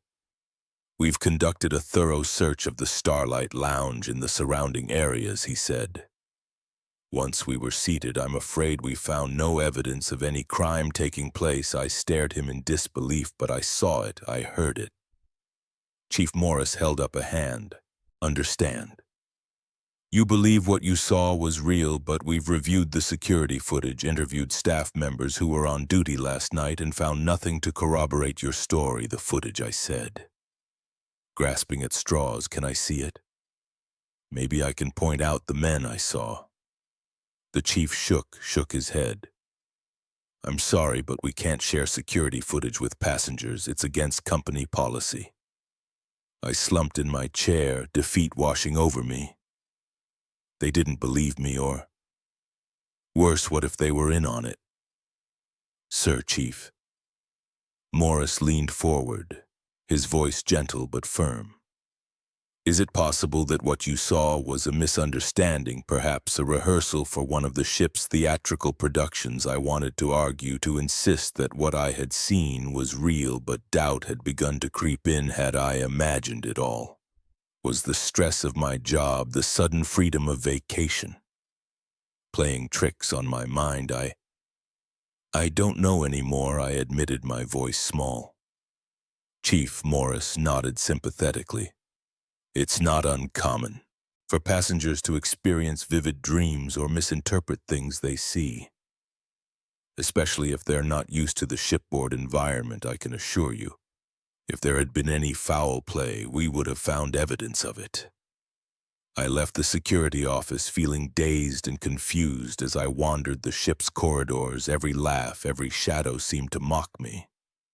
Had I really imagined the whole thing? The next few days of the cruise passed in a haze. I went through the motions of enjoying my vacation, but the joy had been sucked out of it. I couldn't shake the memory of what I had seen or thought I had seen on the last night of the cruise. As I packed my suitcase, there was a knock at my cabin door. My heart leapt into my throat. Had the killer finally come for me? With trembling hands, I opened the door to find a ship steward holding an envelope. Message for you, sir, he said cheerfully, handing it over before continuing on his rounds inside. The envelope was a simple note. Thank you. For your discretion, enjoy the rest of your vacation, Sam. I stared at the note, my mind whirling Samim Chief. Morris, was this confirmation that I hadn't imagined things after all? Or was it just a polite thank you for not causing a panic among the other passengers as the ship docked the next morning and I joined the throng of passengers disembarking?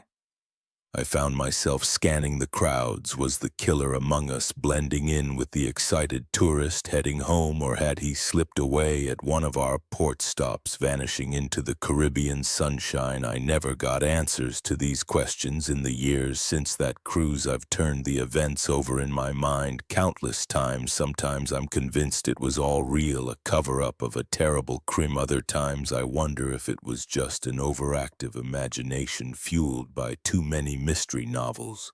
One thing's for certain, I never went on another cruise. The gentle rocking of a ship that once promised relaxation now only reminds me of that night, of the thin line between paradise and nightmare, and how quickly one can become the other. To this day, whenever I see an advertisement for a luxury cruise, I think of moonlight on dark water, raised voices behind a partially open door, and the sickening thud of a body hitting the floor, and I wonder about the secrets that might be hiding behind those glossy images of sunsets and smiling passengers, because sometimes the most dangerous waters are the ones you're sailing through, blissfully unaware of the darkness lurking just beneath the surface. Family reunions are supposed to be about reconnecting and making happy memories. No one tells you they can also be about uncovering dark secrets and fighting for your life. I learned that lesson the hard way at our lack house last summer. It had been years since the entire family had gotten together. Life, as it tends to do, had scattered us across the country, so when Grandpa suggested we all meet at the old Lake A house in Minnesota for a week, it seemed like the perfect opportunity to reconnect. I arrived on a sunny afternoon, the gravel driveway crunching under my tires as I pulled up to the sprawling wooden house. The lake sparkled in the distance, and the air was filled with the scent of pine. It was exactly as I remembered from childhood summers. Grandpa was the first to greet me, his weathered face breaking into a wide smile as he enveloped me in a bear hug. "Good to see you, kiddo," he said, though I was well into my 30s now. Over the next few hours, the rest of the family trickled in. Aunts, uncles, cousins, faces I hadn't seen in years, all gathering in the large living room, catching up and reminiscing.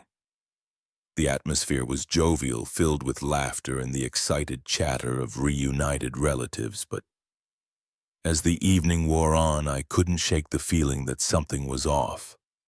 It was subtle at first, a tension in the air. Quick glances exchanged between certain family members. I noticed my Uncle Dave in particular seemed on edge. He kept checking his phone, his brow furrowed with worry. I tried to brush it off as nothing but my journalist instincts were tingling. Years of chasing Stu's stories had honed my ability to sense when something wasn't quite right as night fell, and most of the family retired to their rooms. I decided to get some fresh air. The lake house had a beautiful wraparound porch, perfect for stargazing. I was leaning against the railing, enjoying the cool night breeze when I heard hushed voices coming from around the corner. "Can't keep this up much longer, Dad." Uncle Dave's voice, strained and angry. "The creditors are breathing down my neck. I need that money now. Patience, David." Grandpa's voice, usually so warm and kind, had a hard edge to it. "We'll sort this out, but not at the expense of the family." Legacy. Dave scoffed. "What good is a legacy if we're all bankrupt?" I held my breath, not daring to move. What was going on? What money were they talking about? The trust fund stays where it is. Grandpa said firmly. It's for all of the grandchildren, not just to bail you out of your bad investments. There was a moment of tense silence, then the sound of footsteps stomping away. I waited a few minutes before quietly making my way back to my room. My mind reeling with questions. The next morning I woke early. The conversation from the night before still echoing in my head as I made my way to the kitchen for coffee. I passed by Grandpa's study. The door was ajar and I could see him inside poring over some papers. Everything okay, Grandpa? I asked, pushing the door open a bit more. He looked up startled, then quickly shuffled the papers into a drawer. Of course, sweetheart, just some boring old paperwork, nothing for you to worry about, but I could see the worry lines etched deep in his forehead. The way his hands shook slightly as he closed the drawer. The day progressed with family activities, swimming in the lake, a big barbecue lunch board games in the afternoon. But underneath the veneer of familial happiness, I could sense currents of tension. Uncle Dave was sullen, barely participating. Grandpa kept disappearing into his study, and Aunt Sarah, Dave's wife, seemed to be watching everyone with a calculating gaze that night, unable to sleep. I decided to do some digging. I knew it was wrong to snoop, but my curiosity and concern for Grandpa overrode my better job judgment. I crept down to the study, using the flashlight on my phone to navigate. The drawer Grandpa had so hastily closed was locked. But years of picking locks for investigative stories came in handy inside. I found financial documents, legal papers, and a thick folder labeled Trust Fund. As I flipped through the papers, a picture began to emerge. The family's wealth, which I had always assumed came from Grandpa's successful business, was actually old money. Very old money, and it was time tied up in a complex trust that Grandpa controlled. Uncle Dave, it seemed, had made some risky investments and lost big. He was deeply in debt and had been pressuring Grandpa to release the trust fund money early, but doing so would mean less for the rest of the grandchildren. When we came of age, I was so engrossed in the documents that I didn't hear the footsteps approaching until it was too late. The study door creaked open, and I looked up to see Uncle Dave standing there, his face a mask of fury. "What do you think you're doing?" he hissed. Advancing into the room, I scrambled to my feet, my heart pounding. "Dave, I can explain," but he wasn't interested in explanations. In 2 quick strides, he was across the room, grabbing my arm roughly. "You nosy little brat, you have no idea what you're meddling in." I tried to pull away, but his grip was like iron. "Let go of me, Dave. You're hurting me."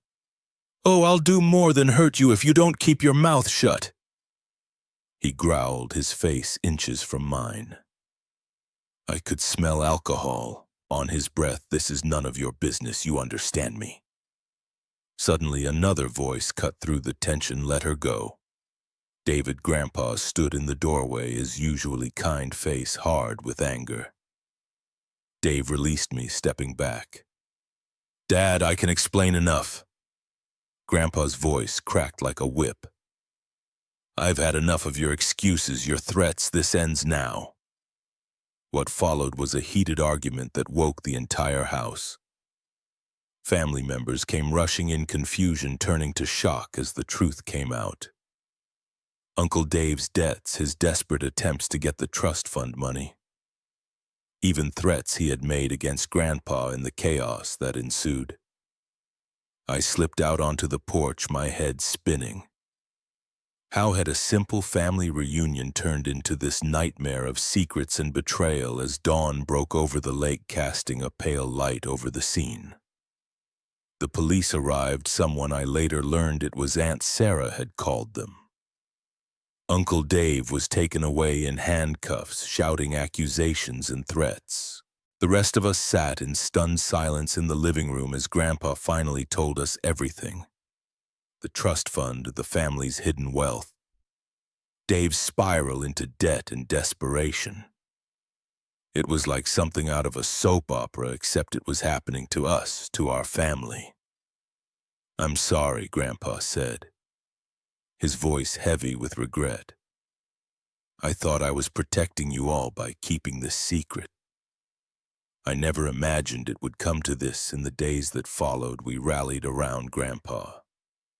The reunion, needless to say, was cut short, but as traumatic as the experience had been, it had also brought us closer together. We talked. Really talked for the first time in years about the secrets, about the money, about what it meant to be a family. Uncle Dave eventually pleaded guilty to charges of attempted extortion. Aunt Sarah filed for divorce. The trust fund was restructured with more transparency and safeguards put in place. As for me, I couldn't look at our family the same way again. The rose-tinted memories of childhood summers at the lake were now colored by the knowledge of the secrets and lies that had simmered beneath the surface for years. But there was a silver lining in uncovering the truth and facing the darkness that had lurked in our family's shadows. We found a new strength, a new honesty in our relationships. The lake house, once a symbol of carefree summers and family unity, now stood as a reminder of how quickly things can change, how the people we think we know can surprise us for better or worse. As I drove away at the end of that tumultuous week, I glanced in my rearview mirror at the lake house growing smaller in the distance. I realized that family isn't just about shared blood or happy memories. It's about facing the hard truths together, about choosing to stand by each other even when the facade of perfection crumbles. The next family reunion, we decided, would be held somewhere new. A fresh start without the weight of secrets hanging over us. And as I merged onto the highway heading back to my life, I felt a mix of sadness and hope. Our family had been shaken to its core, but we had survived, and maybe, just maybe, we would be stronger for it. The lake disappeared from view, and with it the last vestiges of my childhood innocence. But ahead lay a future where our family, battled, scarred but resilient, could build something new. Something real, and that I realized was worth more than any trust fund. They say the walls have ears, but in that secluded cabin it was the eyes I had to worry about. Hidden cameras turned my peaceful getaway into a claustrophobic nightmare, and I learned that sometimes the most dangerous predators are the ones you invite into your life. I'd been dreaming of this vacation for months. The stress of my high-press job in the city had been wearing me down, and the idea of a week alone in a cozy cabin surrounded by nothing but trees and silence seemed like heaven. When I found the listing online for a rustic retreat in the heart of the Adara, I didn't hesitate to book it. The drive up was beautiful, the road winding through increasingly dense forest. As I pulled up to the cabin, I felt the tension in my shoulders start to ease. It was picture perfect. A sturdy log structure with a wide porch, smoke curling from the chimney. The owner, a friendly older man named John, was waiting to greet me. "Welcome to your home away from home," he said with a warm smile, handing me the keys. "Everything you need should be inside. If you need anything, I'm just a phone call away. Enjoy your stay." I thanked him and watched as he drove away, leaving me alone in the growing twilight. The silence was immediate and absolute. No car horns, no sirens, no chattering crowds, just the rustle of leaves in the breeze and the occasional bird call. I breathed deeply, savoring the pine-scented air. The interior of the cabin was just as charming as the outside. Rustic furniture, a stone fireplace, and large windows overlooking the forest. I unpacked quickly, eager to settle in and start my relaxation. That first evening was blissful. I cooked a simple meal, opened a bottle of wine, and curled up with a book by the fire. As I drifted off to sleep that night, I felt more peaceful than I had in years. The next morning I woke early, excited to explore the surrounding woods. I spent hours hiking, marveling at the untouched beauty of the forest. When I returned to the cabin, pleasantly tired and hungry, something felt off. I couldn't put my finger on it, but the space felt different somehow. I shrugged it off, chalking it up to my city dweller paranoia. But as I moved around the cabin, the feeling persisted. It was as if the very air had changed, become charged with an unseen presence. That's when I noticed it. A small dark spot on the bookshelf just above eye level. At first I thought it was a knot in the wood, but as I looked closer my blood ran cold, cold. It was a camera lens, barely visible, but unmistakable to my eyes, my heart racing. I began to search the cabin more thoroughly in the bedroom. I found another camera hidden in the smoke detector. The bathroom had one tucked into the vent. Even the kitchen wasn't safe. A tiny lens peered out from inside the clock on the wall. Panic set in as the reality of my situation became clear. I was being watched. Every moment of privacy, every intimate act had been recorded, but by whom and why? My first instinct was to run, to jump in my car and drive as fast and as far as I could. But as I looked out the window at the darkening sky and the dense forest beyond, I realized I had no idea where I was in my excitement for a secluded getaway. I hadn't paid much attention to the route we'd taken. My phone had no signal here, and I hadn't seen another house for miles. I was trapped. Taking a deep breath, I forced myself to think rationally. Whoever had placed these cameras clearly didn't want me to know about them. As long as I pretended everything was normal, I might be safe until I could figure out a plan, so I went through the motions of my evening routine, all the while my mind racing. Was it John, the friendly owner, or was someone else watching, someone who had accessed the cabin without his knowledge? That night was the longest of my life. I lay in bed fully clothed, staring at the ceiling and jumping at every creak and groan of the old cabin. Sleep was impossible. Every shadow seemed to hide a threat, every noise a potential intruder. As the first light of dawn filtered through the windows, I made my decision. I had to get out no matter what. I packed my bags as quietly as possible, trying to act normal in case someone was watching the live feed. Just as I was about to open the front door, I heard the crunch of tires on gravel. My heart leapt into my throat.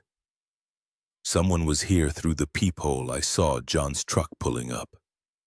He stepped out carrying a bag of groceries, that same friendly smile on his face, but now knowing what I knew, that smile seemed sinister, predatory. I opened the door, forcing a smile of my own.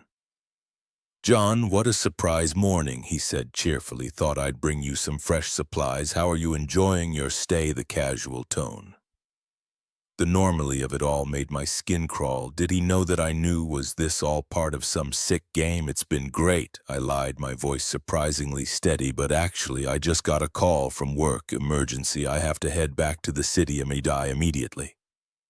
John's smile faltered for just a moment.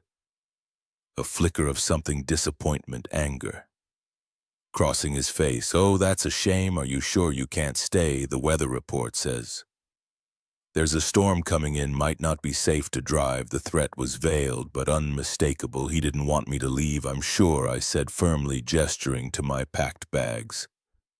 "Thanks for everything, but I really must go." For a long moment we stood there, the tension palpable. I was acutely aware of how isolated we were, how easily things could turn violent.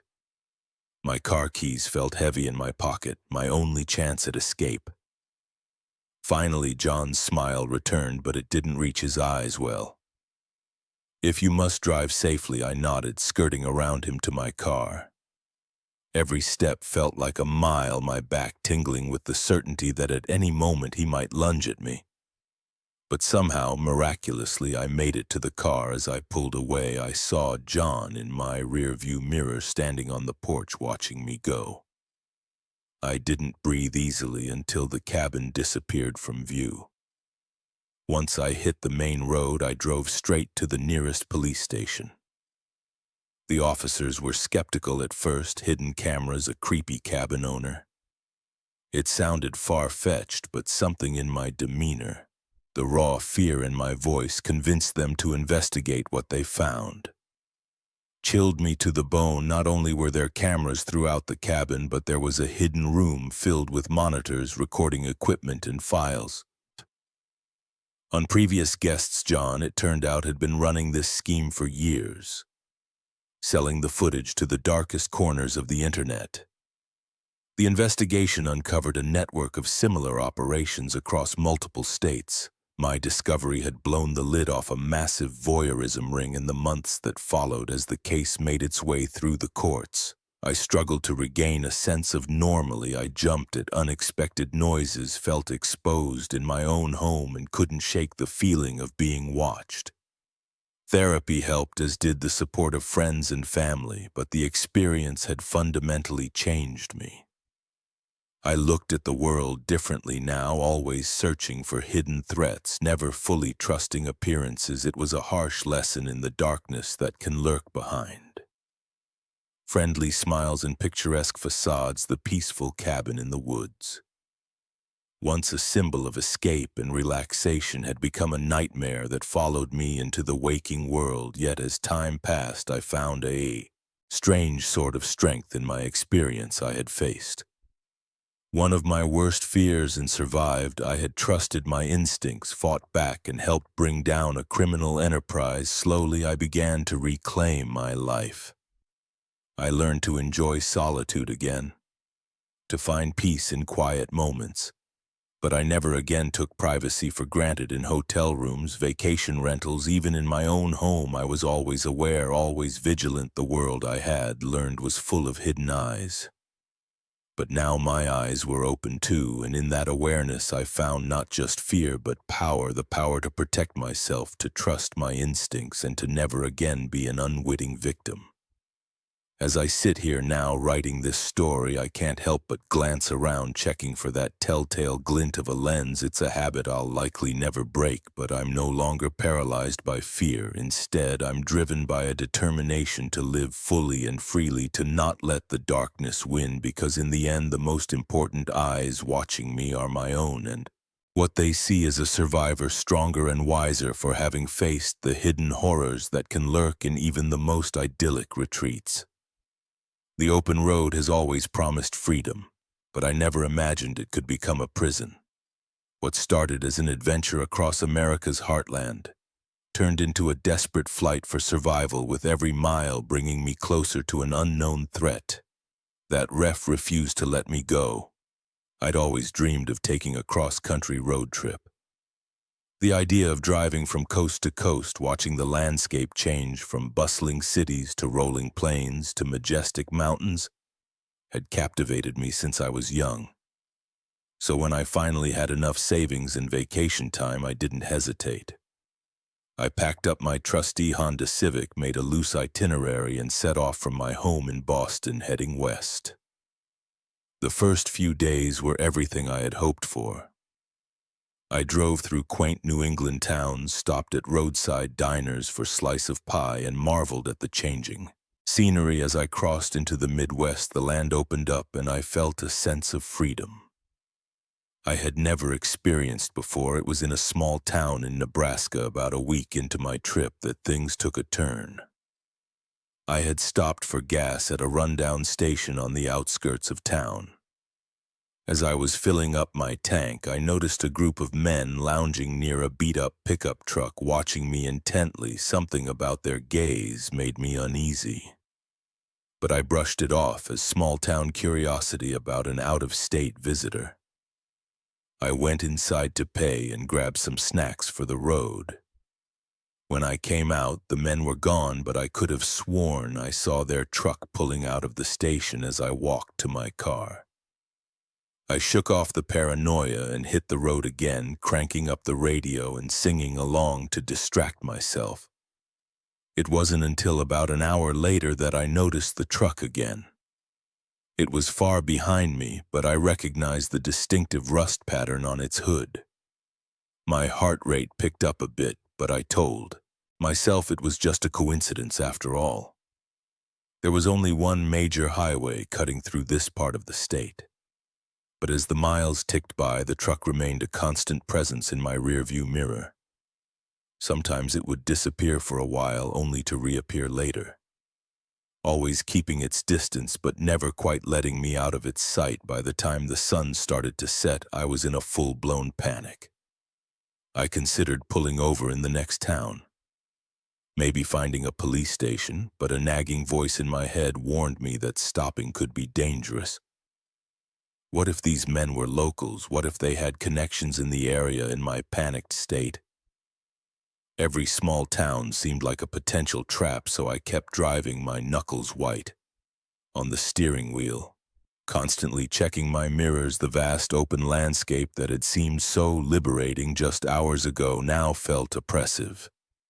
There was nowhere to hide, nowhere to lose my pursuers as night fell. I made a decision. At the next junction, instead of continuing west as planned, I turned south. It was a snap decision, one I hoped would throw off whoever was following me for a blissful half hour. I saw no sign of the truck. I began to relax, thinking perhaps I had imagined the whole thing. Then, at the crest of a hill, I saw headlights in the distance behind me. My blood ran cold somehow. They had found me again. I pressed down on the accelerator, pushing my little Civic harder than I ever had. Before the speedometer crept past 80, then 90. But the headlights kept gaining. My car wasn't built for this kind of speed, and every bump in the road felt like it might send me flying off into the darkness.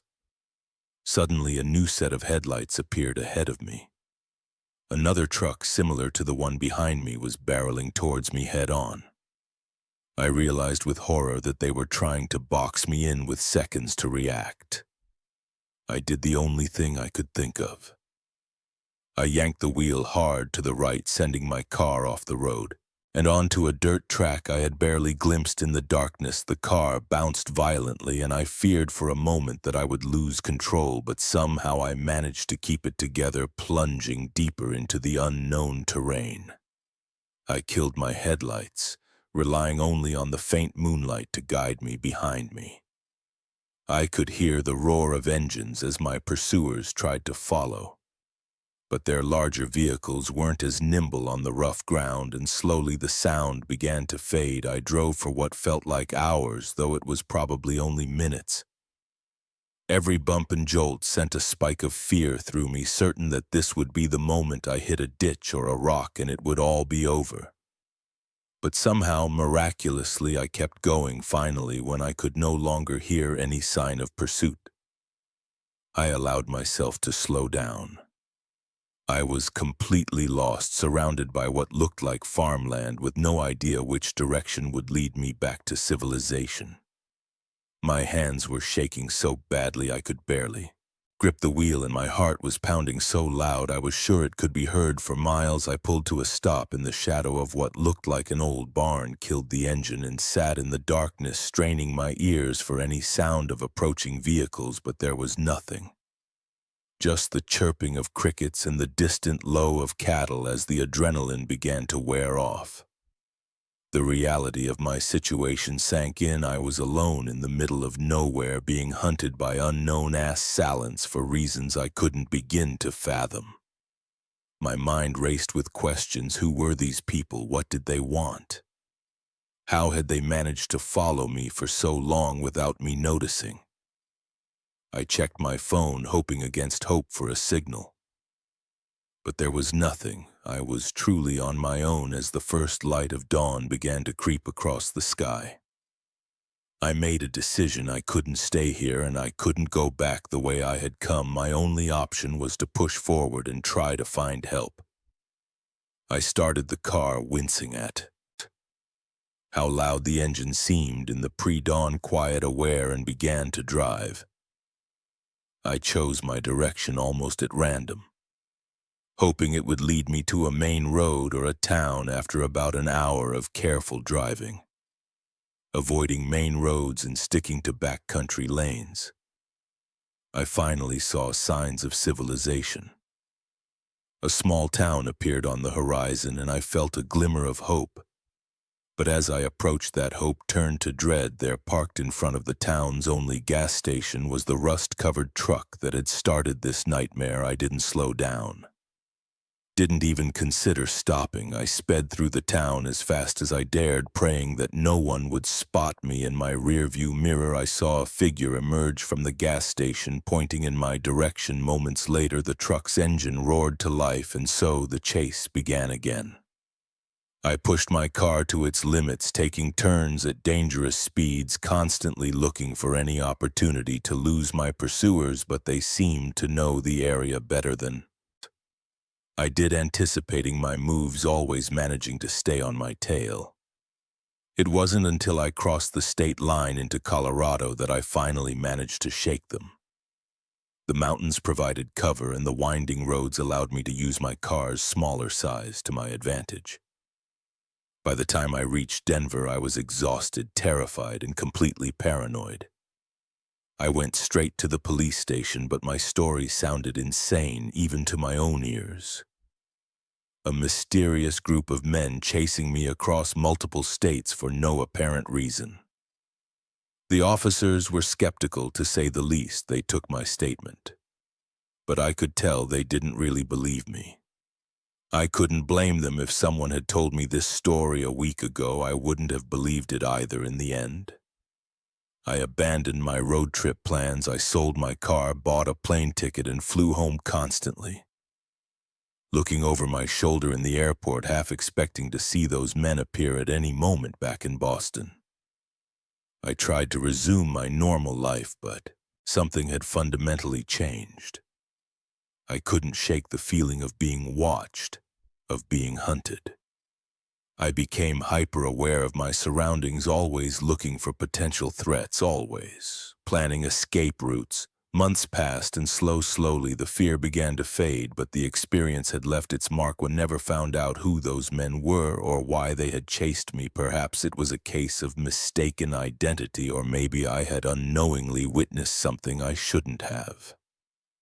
At that first gas station, I'll probably never know what I do know is that the open road, once a symbol of freedom and adventure, now fills me with a sense of vulnerability and dread. The vast expanse of America, which I had so longed to explore, now seems like a dangerous, unpredictable place where anyone could become a target. I still travel, but never by car, never alone. The cross-country road trip of my dreams has become a nightmare I can't shake, and every time I see a rusty pickup truck in my rear-view mirror, my heart skips a beat, and for a moment I'm back on that dark highway, running for my life from an enemy I can't see or understand.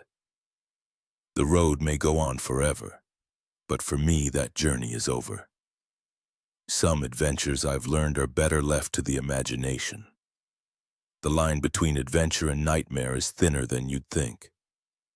One wrong turn, one misunderstood word, and suddenly you're fighting for your life against people who see you as a trespasser in their domain. I learned this lesson the hard way in the Appalachian Mountains, where a quest for solitude became a desperate struggle for survival. I'd always been drawn to the idea of solo camping. There's something alluring about being alone in nature, relying solely on your own skills and instincts. So when I found myself with a week of unexpected vacation time, I didn't hesitate. I packed my gear, threw it in my old camper van, and headed for the Appalachian. The drive was beautiful, winding roads taking me deeper into the mountains. As the towns grew smaller and farther apart, I felt the weight of my everyday life lifting off my shoulders. This was exactly what I needed, a complete disconnect from the world. I had a vague destination in mind. A remote area I'd read about online. It was off the beaten path, promising solitude and unspoiled wilderness. As I turned onto an unmarked dirt road, leaving the last signs of civilization behind, a thrill of excitement ran through me. The road got rougher the further I went, my van bouncing over rocks and ruts, but I pressed on, determined to find the perfect spot. As the sun began to set, casting long shadows through the trees, I finally found it. A small clearing near a babbling stream surrounded by towering pines.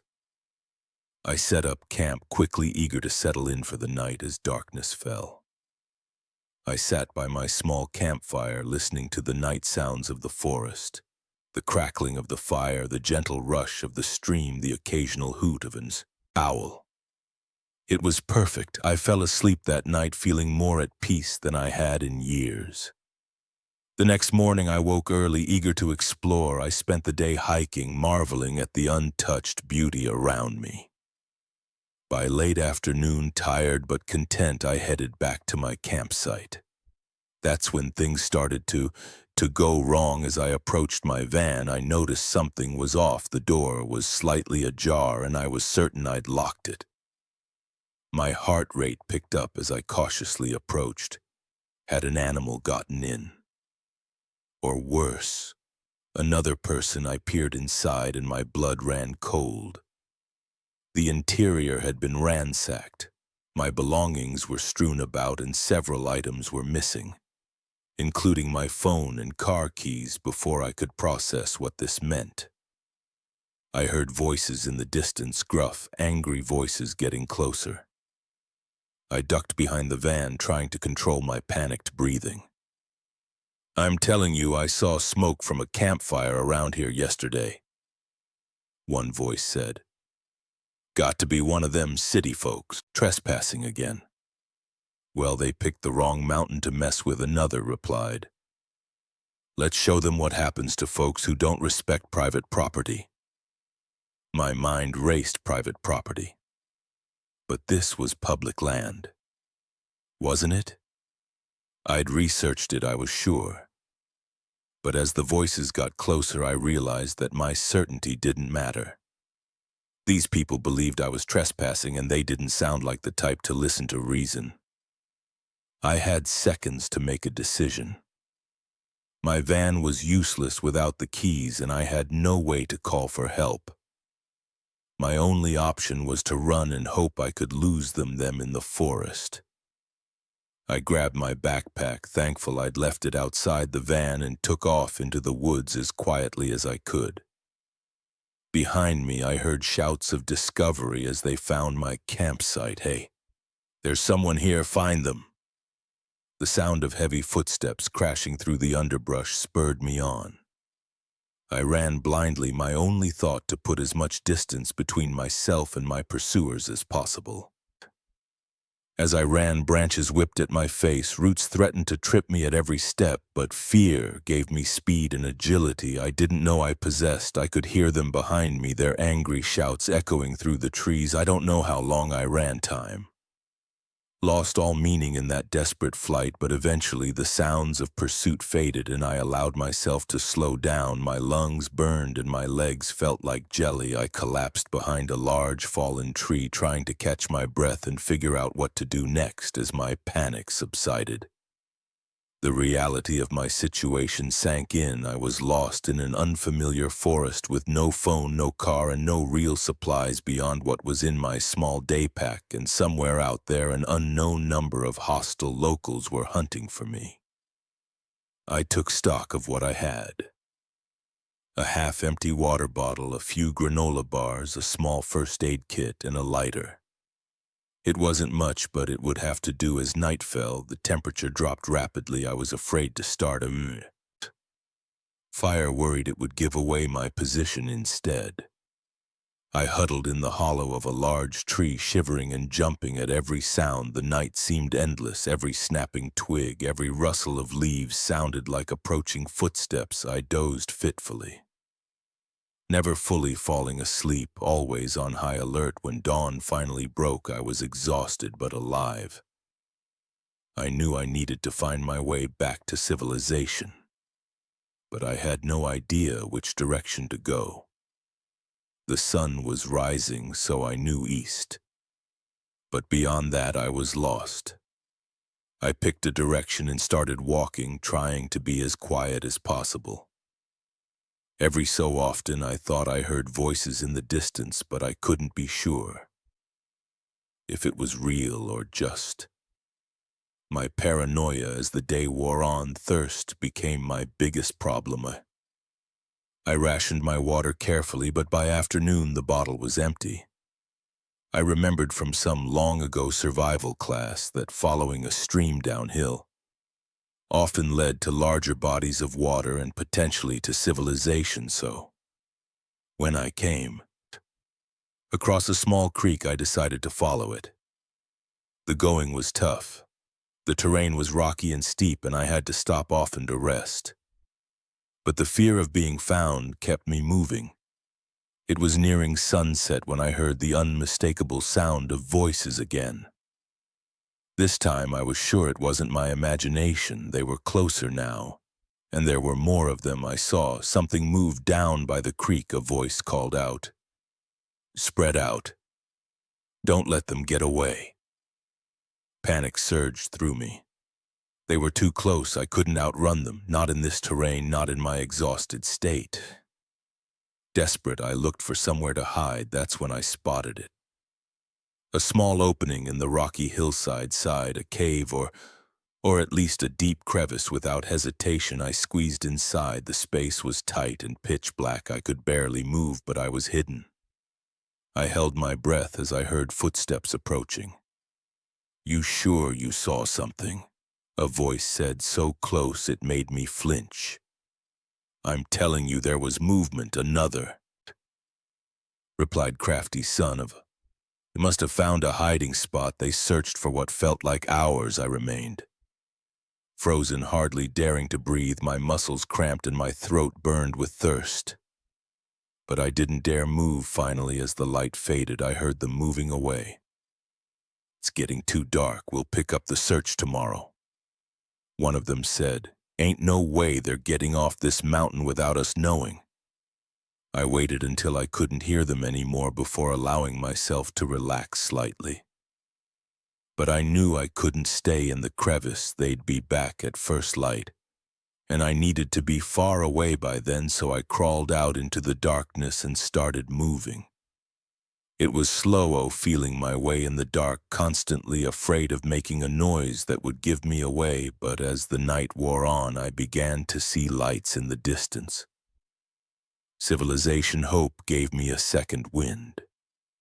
I pushed on, drawn to those distant lights like a moth to a flame. As dawn broke, I stumbled onto a paved road. An hour later, a car driven by a startled early morning commuter picked me up and took me to the nearest police station. The authorities were skeptical of my story at first, but when they ran the plates on my abandoned van and discovered it was on private property, things started to make sense. It turned out the public land I'd found online was outdated information. The area had been sold to a private owner years ago, a reclusive of family known for their hostility to outsiders. In the end, I was lucky. I got off with a warning for trespassing, and the police recovered my van and belongings, but the experience left me shaken to my core. I still love nature, still feel the call of the wild, but now I approach it with a newfound respect and caution.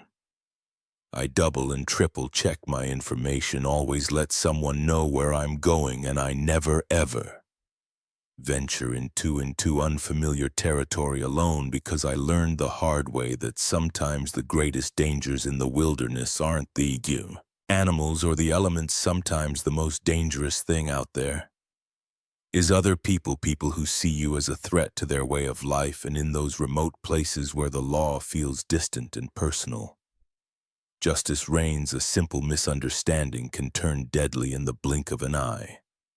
The mountains still call to me, but now I hear a warning in their whispers, a reminder that the line between adventure and nightmare is razor thin, and it's all too easy to find yourself on the wrong side of it. They say curiosity killed the cat, but they never mention what it does to marine biology students who stumble upon their mentor's dark secrets.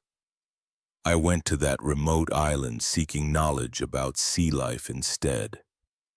I learned how quickly the hunter can become the hunted. It was supposed to be the opportunity of a lifetime when Dr. Carlson, one of the most renowned marine biologists in the field, invited me to assist with his research on a remote island off the coast of Washington. I couldn't believe my luck. His work on deep-sea ecosystems was groundbreaking, and the chance to study under him was a dream come true for a graduate student like me.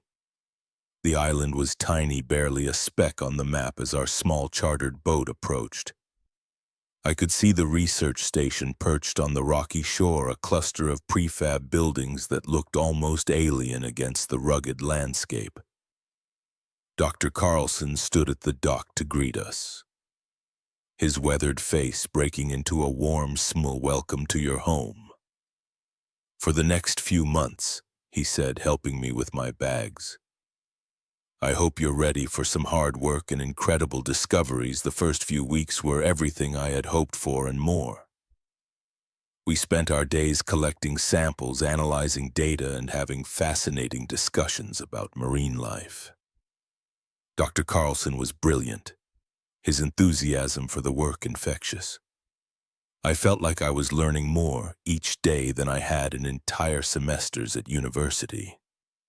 But as time went on, I began to notice oddities. Small things at first, the way Dr. Carlson would disappear for hours without explanation. The locked room in the research station that no one was allowed to enter. The strange sounds I sometimes heard late at night, almost like distressed animal calls. But unlike anything I'd ever heard before, when I asked the other researchers about these things, they brushed off my concerns. "That's just how the doc is." They'd say, "He's eccentric, but he's a genius. You get used to it."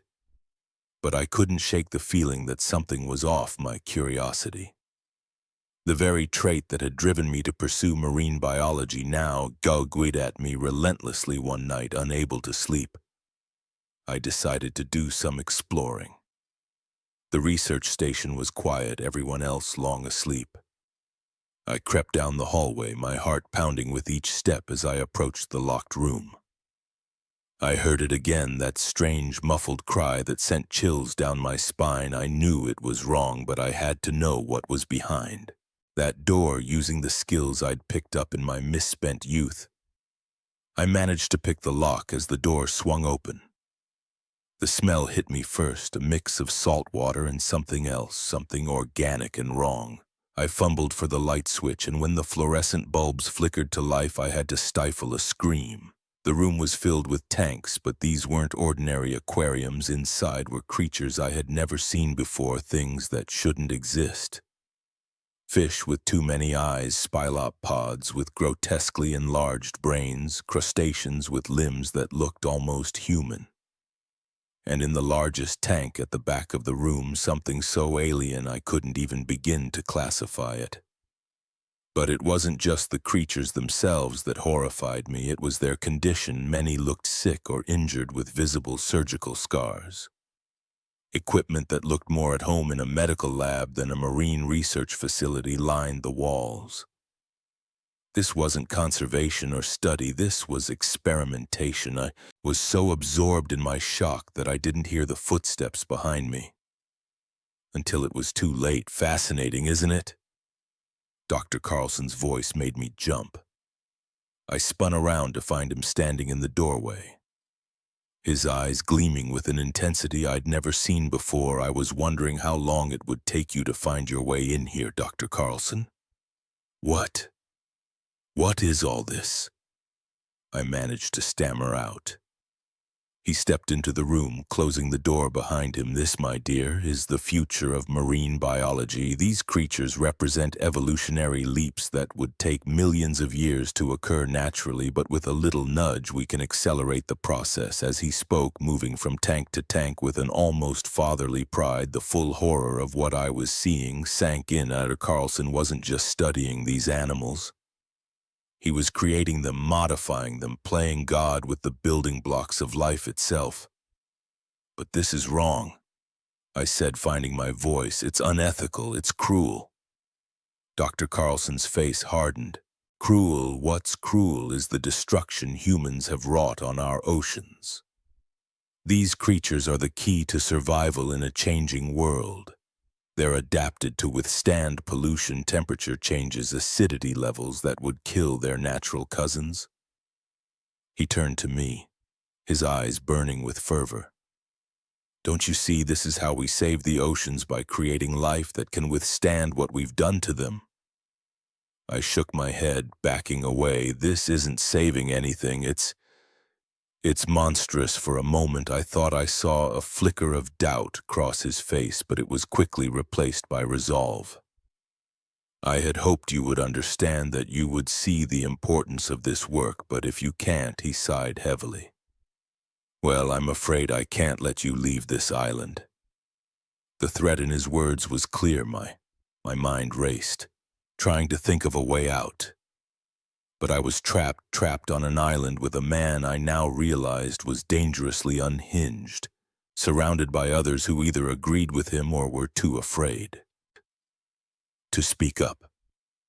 What are you going to do? I asked, trying to keep my voice steady. Dr. Carlson smiled, but it was a cold, clinical expression. Do why I'm going to give you the opportunity to contribute to science in the most profound way possible. Your young, healthy body will be perfect for my next series of experiments. Terror surged through me. I looked around frantically for something, anything I could use as a weapon. But before I could move, I felt a sharp prick in my neck. I turned to see one of the other researchers standing behind me, an empty syringe in his hand. I'm sorry, he mumbled, not meeting my eyes, but the work is too important. As the sedative took hold, my legs gave way. The last thing I saw before darkness claimed me was Dr. Carlson leaning over me, his face a mask of scientific curiosity. I don't know how long I was unconscious when I came to be.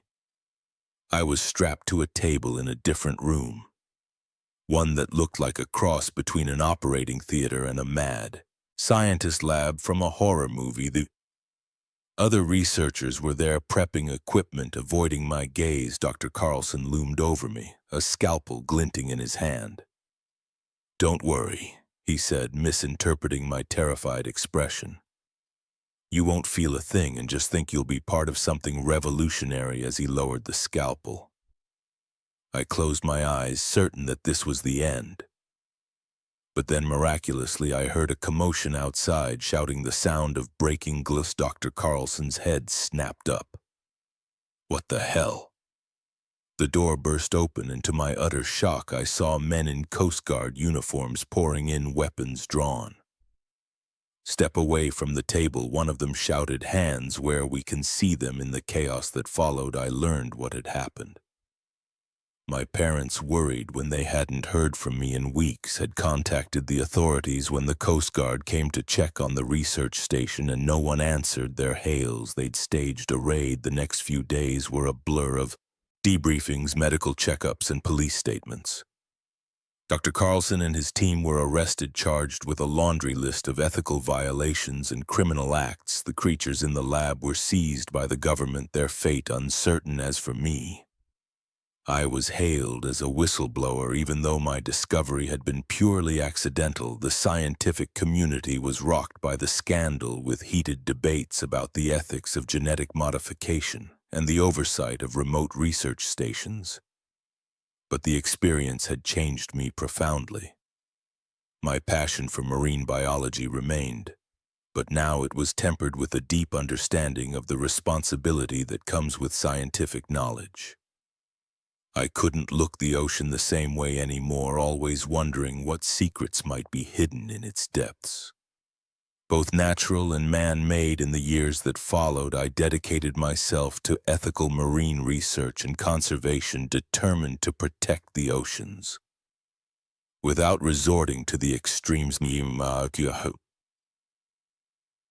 Had witnessed the nightmares of my time on the island faded, but I never forgot the lesson I had learned. Science, for all its potential for good, can be twisted into something dark when divorced from ethics and compassion. It's up to each of us in the scientific community to be vigilant, to question, and to remember that our ultimate responsibility is not to our ambitions or our egos, but to the natural world we seek to understand and protect. The ocean still calls to me, but now I hear in its waves a warning, as well as an invitation. A reminder that the greatest monsters aren't always the ones with scales and fins, but sometimes the ones in lab coats who have lost sight of the line between discovery and destruction. They say, Eavesdroppers never hear anything good about themselves, but what I overheard that night in the Hungarian countryside wasn't about me. It was something far worse, something that turned my peaceful camping trip into a desperate fight. For survival, I'd always been drawn to the idea of stealth camping there. Something thrilling about setting up camp in a secluded spot far from designated campgrounds and prying eyes. So when I planned my backpacking trip through Europe, I made sure to include some off-the-beaten-path adventures in my itinerary. Hungary wasn't originally on my list, but a fellow traveler I met in Vienna raved about the beautiful countryside and suggested I give it a try. "There's this perfect spot," he said, marking a location on my map. "Totally secluded, amazing views, you'll love it." I should have known better than to trust the advice of a stranger. But the promise of solitude and unspoiled nature was too tempting to resist. So I found myself on a local bus heading deep into the Hungarian countryside, my backpack stuffed with camping gear and a few days' worth of supplies. The bus dropped me off at a small village that seemed frozen in time. Elderly women in headscarves watched curiously as I adjusted my backpack and consulted my map. I smiled and waved, trying to appear friendly and non-threatening before setting off down a dirt road that led into the rolling hills beyond the village. The hike was beautiful fields of golden wheat swayed in the breeze, punctuated by patches of wildflowers. In the distance, I could see dense forests crowning the hills as the sun began to set, casting long shadows across the landscape. I found the spot my fellow traveler had recommended. It was perfect. A small clearing on the edge of the forest overlooking a valley I could see for miles. The countryside bathed in the warm glow of the setting sun. I quickly set up my tent and prepared a simple dinner on my camping stove, feeling utterly at peace as night fell. I crawled into my tent exhausted from the day's hike, but deeply content. The only sounds were the gentle rustling of leaves and the occasional hoot of an owl. I drifted off to sleep, looking forward to exploring more of this beautiful area in the morning. I'm not sure what woke me. Maybe it was some primal instinct, a sixth sense that danger was near. But suddenly I was wide awake, my heart pounding. Something was wrong, then I heard it. Voices, men's voices, speaking in low, urgent tones. They were close, just on the other side of the thin FB of my tent. I held my breath. Straining to listen, the voices were speaking Hungarian, a language I didn't understand, but their tone was clear enough. They were angry, agitated. I caught a few words that sounded like English names, and something that might have been American. Slowly, carefully, I peered out of my tent. In the moonlight, I could make out 3 men standing a few yards away. They were dressed in dark clothes, and even in the dim light, I could see they were armed. One of them was gesturing angrily, jabbing his finger at a map. I ducked back inside my mind, racing. Who were these men? What were they doing out here in the middle of the night, and why did they sound so angry about Americans? I knew I needed to get out of there fast. But how? My tent was the only thing between me and them. If I tried to pack up, they'd hear me for sure. As I weighed my options, I heard a sound that made my blood run cold, the click of a gun being cocked, followed by words I did understand. "Check the tent." There was no time to think. I grabbed my backpack, unzipped the back of the tent as quietly as I could, and slipped out into the darkness. I had barely taken 2 steps when I heard shouts behind me. They'd spotted me. I ran like I'd never run before, crashing through the underbrush, branches whipping at my face. I could hear them behind me, their heavy footsteps and angry shouts spurring me on. I had no idea where I was going. The moonlight that had seemed so beautiful earlier now cast confusing shadows, making every tree look the same, but I didn't dare stop to get my bearing. I just kept running, driven by pure adrenaline and fear. At one point, I heard a gunshot ring out, the sound echoing through the hills. I ducked instinctively, nearly losing my footing on the uneven ground they were shooting at me. This wasn't just some misunderstanding, these men wanted me dead. I don't know how long I ran. Time lost all meaning in that desperate flight, but eventually I realized I couldn't hear them anymore. I slowed down, my lungs burning, trying to catch my breath while still listening for any sign of pursuit. Nothing, just the sound of my own ragged breathing and the nocturnal noises of the forest. I allowed myself to stop, slumping against a tree. As the adrenaline wore off, the reality of my situation hit me. I was lost in a foreign country in the middle of the night, with no idea where I was or where to go, and somewhere out there. Armed men were looking for me. I needed to find help, but where I couldn't go back to the village. For all I knew, these men could be from there. I had no phone signal, no way to call for help. I was on my own. As the first light of dawn began to filter through the trees, I made a decision. I needed to keep moving. Staying in one place was too risky. I oriented myself using the rising sun and started walking, hoping to find a road, a house, anything that might lead to safety. The day wore on, and I kept walking. My feet were blistered, my body ached, and thirst clawed at my throat, but fear kept me going. Every snapping twig made me jump.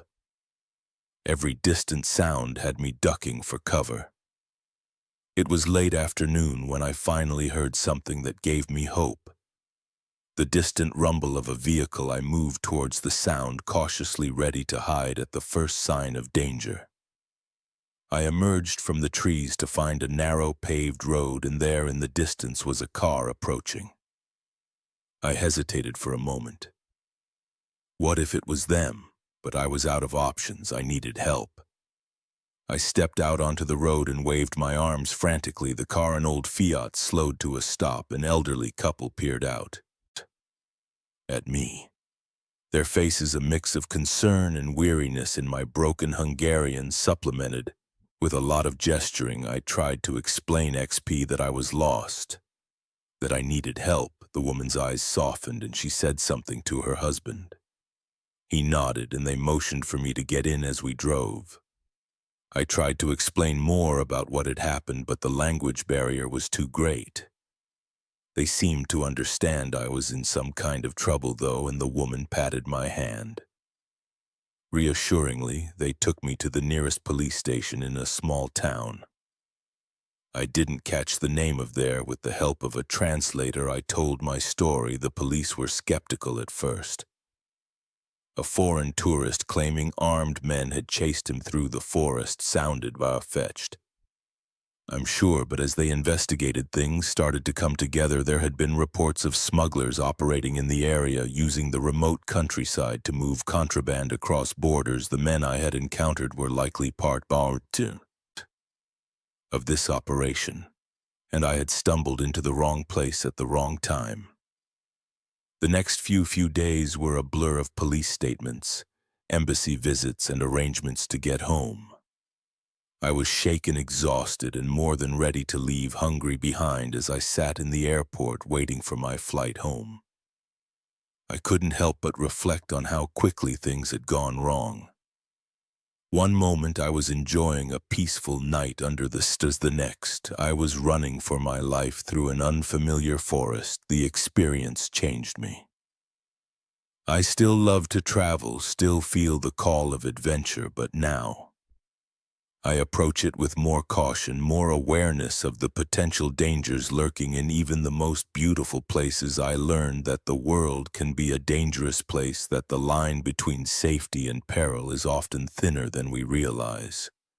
But I also learned about the kindness of strangers like the elderly couple who picked up a bedraggled, frightened foreigner on a lonely road as my flight took off.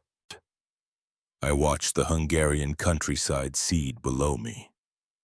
It was beautiful from up here, peaceful, but I knew now what could be hiding in those picturesque forests and fields. I had seen the darkness that can lurk behind the postcard perfect scenery, and it was a lesson I would never forget. The thrill of stealth camping has lost its appeal for me now. These days, I stick to designated campgrounds, places where other people are within earshot. Because I know now that sometimes the most dangerous thing in the wilderness isn't the wildlife or the elements. It's other people and in those remote places where help is far away. And the normal rules of society feel distant. A simple misunderstanding can turn deadly in the blink of an eye. I still have nightmares sometimes of running through endless dark forests, unseen pursuers always just behind me. But I also dream of that elderly couple, of the kindness in the woman's eyes, as she took my hand and I try to hold on to that. The reminder that even in our darkest moments there is still good in the world. Still people willing to help a stranger in need. It's a balance I've learned between adventure and caution, between trusting others and protecting yourself. Finding that balance isn't easy. But it's a journey I'm still on, one careful step at a time.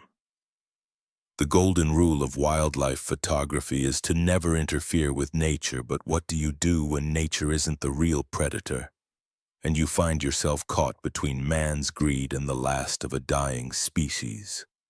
I'd always dreamed of going on a South African safari, the idea of capturing the raw beauty of wildlife in their natural habitat had been my passion since I first picked up a camera, so when I finally saved enough for the trip, I splurged on a package that promised an authentic experience away from the usual tourist traps. The first few days were everything I'd hoped for and more.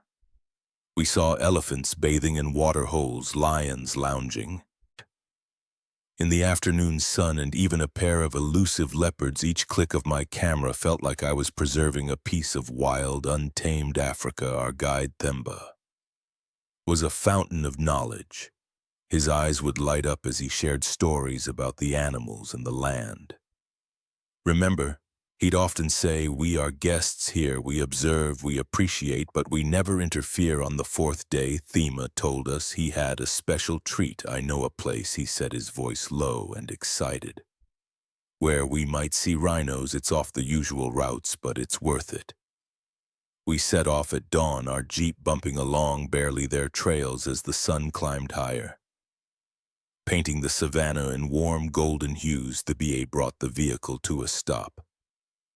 "We'll go on foot from here," he whispered. "Remember, absolute silence. Rhinos have poor eyesight, but their hearing is excellent." Heart-pounding with excitement, I followed Themba and the other tourists into the bush. After about 15 minutes of careful stalking, Thema held up a hand, signaling us to stop. He pointed silently, and my breath caught in my throat. There, about 100 yards away, was a small group of white rhinos. Their massive gray bodies stood out against the golden grass, their horns silhouetted against the sky. It was a photographer's dream. I raised my camera, adjusting the settings with trembling fingers. Just as I was about to take the shot, a sharp crack echoed across the plain. It sounded like a gunshot. The rhinos scattered, disappearing into the bush with surprising speed for creatures so large. Thema's face had gone pale. "Poachers," he hissed. "We need to leave now," but curiosity and a misplaced sense of duty overrode my common sense. "We should report this," I whispered back. "If we can get evidence." Thema shook his head vehemently, but I was already moving, creeping towards where the sound had come from. Reluctantly, he followed as we neared a small clearing. I heard voices, men speaking in hushed, urgent tones. I peered around a large acacia tree and felt my blood run cold. 4 men stood in the clearing, armed with high-powered rifles, but it was what lay at their feet that made my stomach churn. A rhino, its magnificent horn brutally hacked off, blood staining the dusty ground. Without thinking, I raised my camera and started shooting. The rapid-fire click of the shutter seemed deafening in the tense silence. One of the men's heads snapped up, his eyes locking onto mine for a heartbeat. Time seemed to stand still. Then all hell broke loose. Run, Thba yelled, grabbing my arm and yanking me away. We crashed through the bush, thorns tearing at our clothes, branches whipping our faces behind us. I could hear shouts and the sound of pursuit. My lungs burned and my legs felt like lead, but terror kept me moving. Them was a few paces ahead, his knowledge of the terrain, our only advantage. A gunshot rang out, the bullet splintering bark off a tree inches from my head. I ducked instinctively, nearly losing my footing. Keep going, Bay urged, his voice strained. We ran for what felt like hours. The sounds of pursuit sometimes fading, sometimes growing alarmingly close as darkness fell. The bush became a maze of shadows. Every sound amplified. By our fear, finally, Thema pulled me into a small cave. Formed by an overhanging rock, we crouched there, our breathing ragged, straining to hear any sign of the poachers. What do we do now? I whispered once. I had caught my breath. Thema's face was grim in the dim light. We wait. The park rangers will be looking for us by now, but so are the poachers if they find us first. He didn't need to finish the sentence. The night stretched on endlessly. Every snapping twig, every rustle of leaves made us tense, expecting to see the barrel of a gun appear at any moment. I clutched my camera. The evidence it contained now. A dangerous burden. As the first light of dawn began to filter through the tree, we heard a new sound, the distant whir of helicopter blades. Hope surged through me, but Themba remained cautious. It could be a park ranger chopper, he whispered, or it could be the poach buyers coming to collect the horn. We can't risk moving until we're sure. So we waited, the sound growing louder, then fading, then returning. It was maddening, not knowing if it heralded rescue or doom. Suddenly a voice crackled through a megaphone, barely audible but unmistakably speaking English. This is Kruger Park Rangers, if you can hear this signal. Your location. Relief flooded through me. But Themba held me back. Wait, he cautioned. It could be a trick. But as the voice repeated the message, and this time mentioning my name and Thema's, we knew it was genuine. We stumbled out of our hiding place, waving our arms frantically. The helicopter spotted us quickly, landing in a nearby clearing as rangers poured out rifles at the ready, scanning the area for threats. I felt my knees go weak. It was over. We were safe. The debriefing at park headquarters was intense. I handed over my camera, the photos I had taken now. Crucial evidence in the fight against poaching. The park director, a stern-faced woman named Miriam, looked at me with a mixture of admiration and exasperation. You took an incredibly foolish risk, she said, her tone softening slightly. But these photos, they could make a real difference. We've suspected for some time that there was a large-scale poaching operation in the park, but we've never had solid evidence until now. In the days that followed, as I gave statements to police and park officials, the full scope of what I had stumbled upon became clear. The poachers were part of a sophisticated international syndicate, with connections reaching into high levels of government and business. My photos, along with Themba's testimony, provided the missing link. The authorities needed to launch a major operation. Within weeks, arrests were made, not just of the poachers we had seen, but of corrupt officials and wealthy buyers as well. As for me, I found myself thrust into the spotlight, hailed as a hero by conservation groups.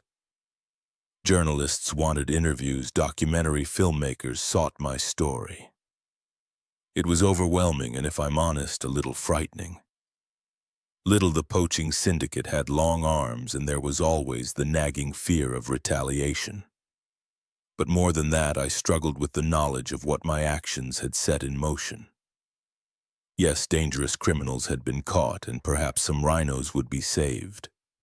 But I also knew that for every poacher arrested, there were desperate people waiting to take their place, driven by poverty and lack of opportunity. The experience changed me profoundly. I couldn't go back to being just an amateur photographer, not after what I'd seen. I began working with wildlife conservation groups, using my images to raise awareness about the devastating impact of poaching. I returned to Kruger a year later, this time as part of an anti-poaching education initiative. The park felt different now, still beautiful, still wild, but with an undercurrent of vulnerability I hadn't noticed before. Thema had been promoted to head ranger, his bravery and quick thinking during our ordeal recognized by park management.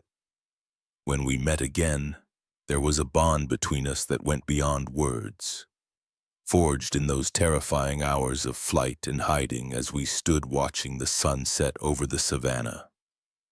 A family of rhinos grazing peacefully in the distance. The BA turned to me with a smile, you know. He said, "Most people come to Africa to shoot animals with their cameras. You managed to shoot down an entire poaching ring."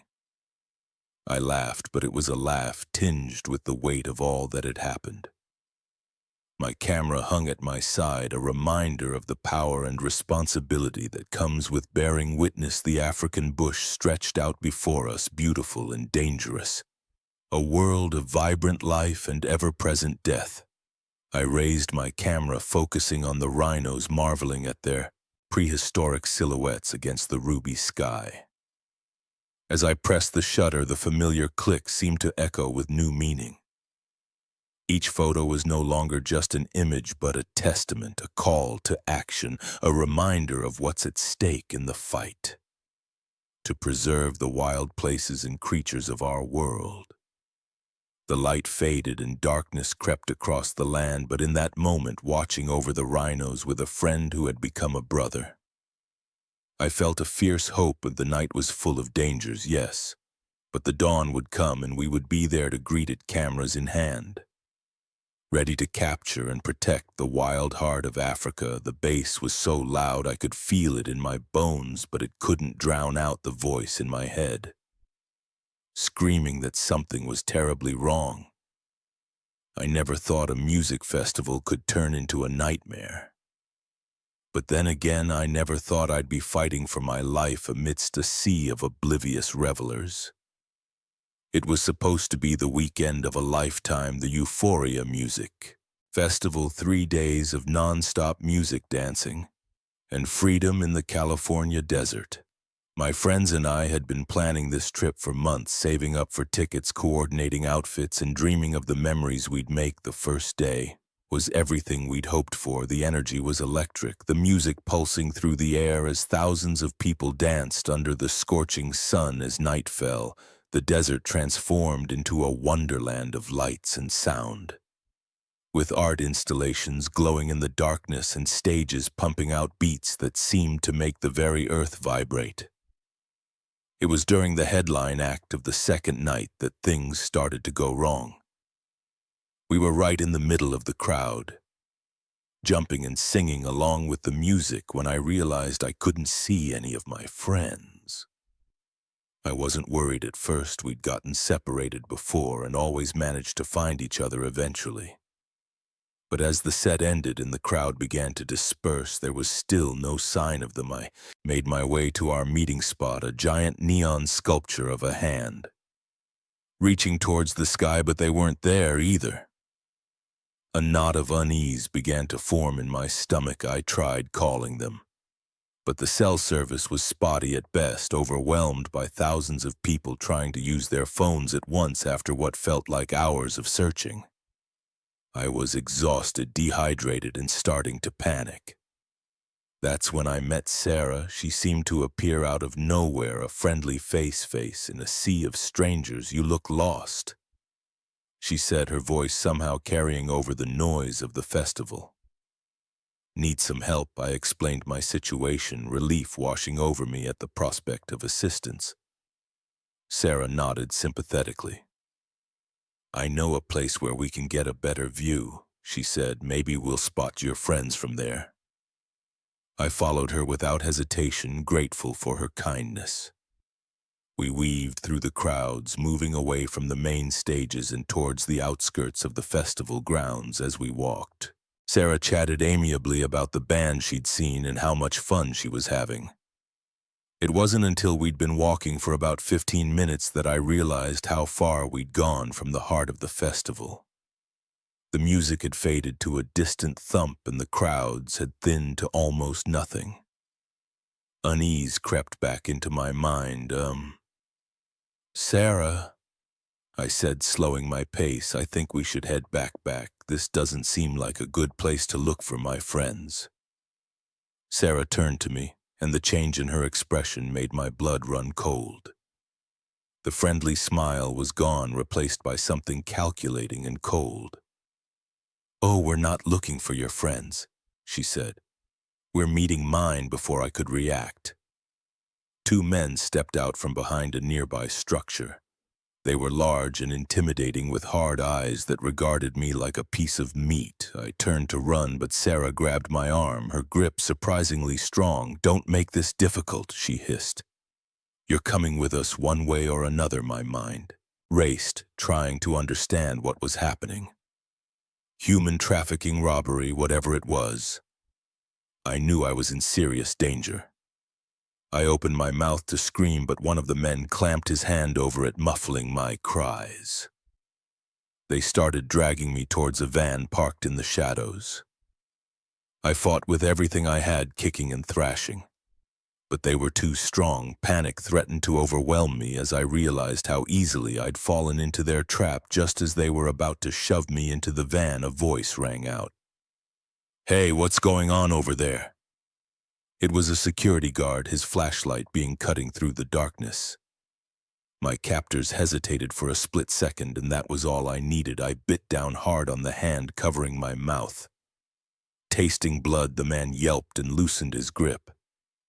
I wrenched myself free and ran towards the security guard, screaming for help. The guard radioed for backup as Sarah and her accomplices fled into the night. I collapsed to the ground, shaking uncontrollably as the reality of what had almost happened sank in. The next few hours passed in a blur. Police were called, statements were taken, and my friends were finally located. They had been searching for me too, frantic with worry when they heard what had happened. They were horrified and guilt-ridden for losing track of me. The festival organizers were apologetic and supportive, offering counseling and upgrading our accommodations for the rest of the weekend. But the magic of the event was gone for me. Every face in the crowd now seemed potentially sinister. Every friendly stranger a possible threat. We stayed for the final day, mostly because changing our travel plans would have been a logistical nightmare. But I couldn't enjoy it. The music that had lifted my spirits now grated on my nerves. The carefree atmosphere felt false, a thin veneer hiding darker realities as we drove home. I couldn't stop thinking about how close I'd come to disappearing. How easily I'd trusted Sarah, how quickly things had spiraled out of control. The festival that was supposed to be a celebration of life and music had become a stark reminder of the dangers lurking in the world. In the weeks that followed, I struggled with anxiety and paranoia. Crowds made me nervous, and I found myself constantly looking over my shoulder. My friends tried to understand, but they hadn't experienced the bone-deep terror of being powerless in the hands of people who meant them harm. Therapy helped slowly. I learned coping mechanisms and worked on rebuilding my sense of safety. But I also learned valuable lessons about situational awareness and trusting my instincts. I didn't swear off music festivals entirely. The thought of letting fear rob me of experiences I loved was almost as scary as what had happened, but I approached them differently now. No more separating from the group, no more trusting strangers, no matter how friendly they seemed. It took time, but eventually I found a balance. Between caution and enjoyment, I could appreciate the music and the atmosphere while staying vigilant. I made sure my friends and I had a solid buddy system and check-in procedures. We researched festivals, thoroughly choosing ones with strong security measures and good reputations. The experience changed me. There's no doubt about that, but it also taught me resilience. I learned that I was stronger than I knew, that I could face my fears and come out the other side a year after the incident. I turned to euphoria. It was a decision I struggled with, but ultimately I felt it was important for my healing process. Walking through those gates again was one of the hardest things I've ever done. My heart was pounding, and for a moment I thought I might turn around and leave, but then the music started and I felt something shift inside me. I looked around at the smiling face, the elaborate costumes, the art installations glowing in the twilight, and I realized that while there was darkness in the world, there was also light. There was joy and connection in the transformative power of music. I danced that night, surrounded by my friends, more alive and present than I'd felt in months.